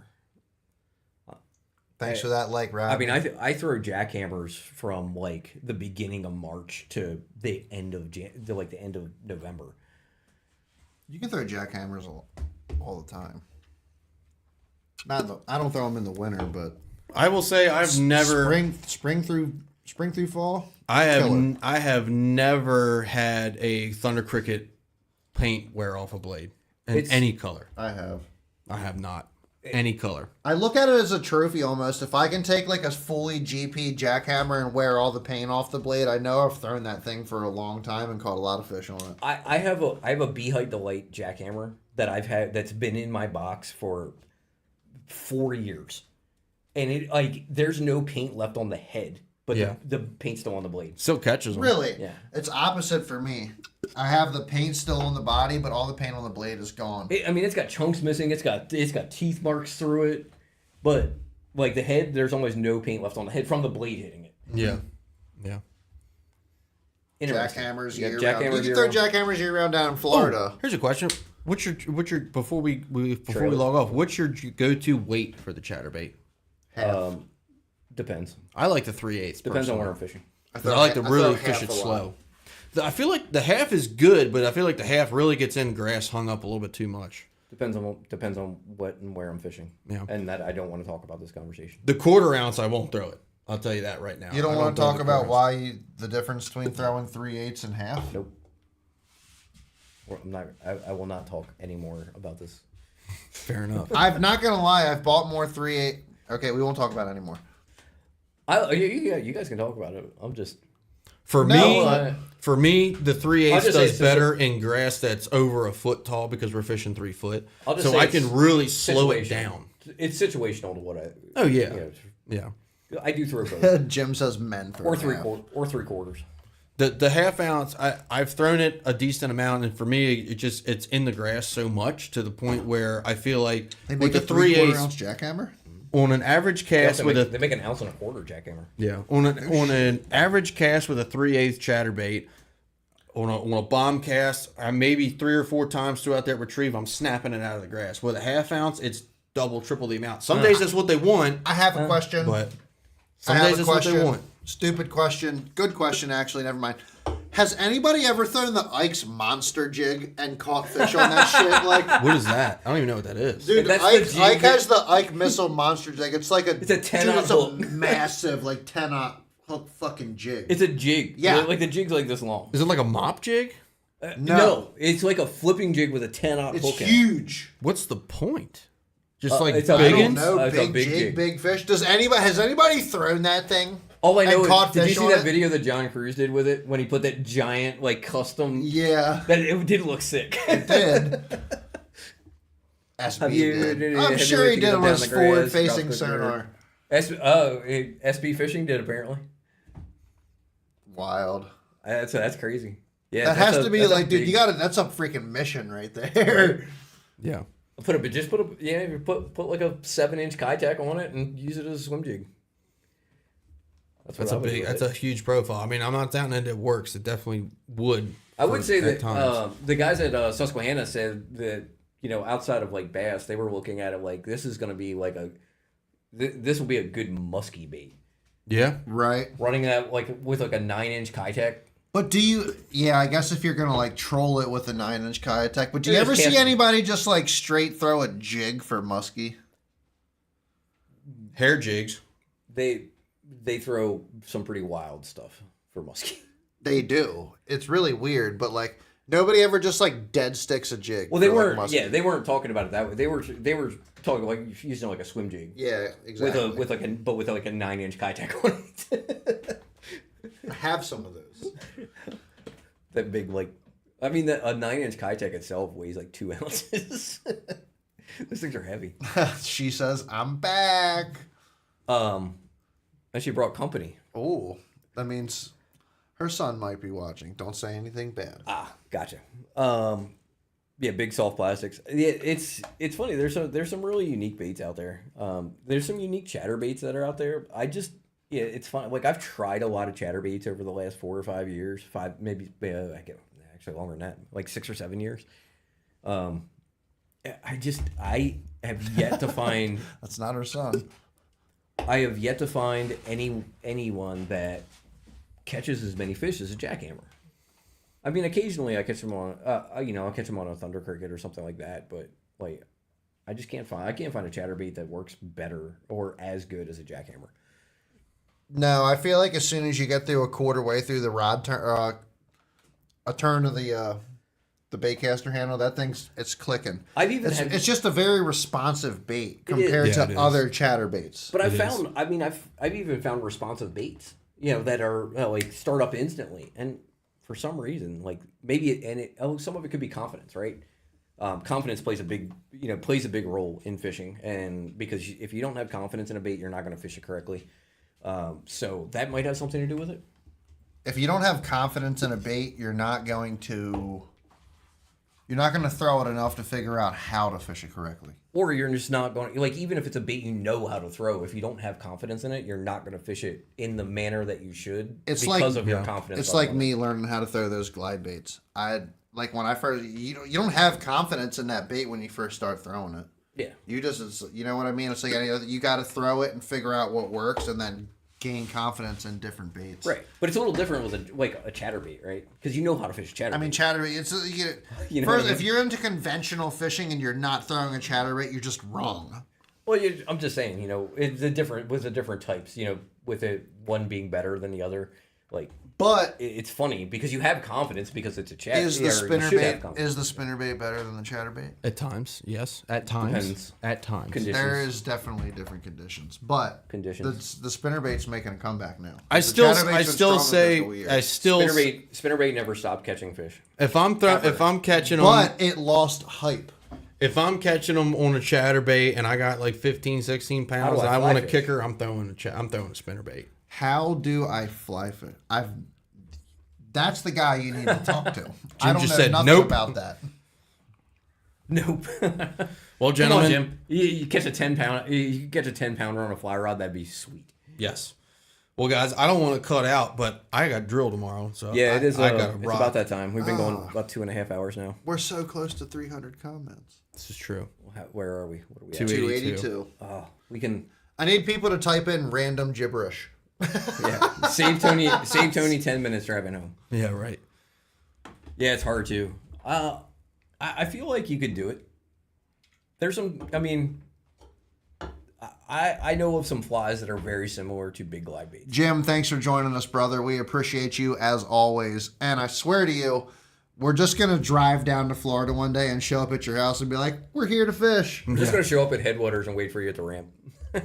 We know where that is. Look, she's just typing random. Pig fly, why not fish? Random numbers. Word. I'm surprised it's not 222-444-333. 294. Come on, we need 6 more. Rodney said swim baits are. It didn't come through on Facebook yet. I can't see the whole thing. Can you scroll down, Rodney? What Swim did baits Rodney are say? good. Nice. Swim baits are good. Swim baits are good. Swim baits are good. Fly fishing farm. A fly fishing farm? How do you do that? What about a fishing fly farm?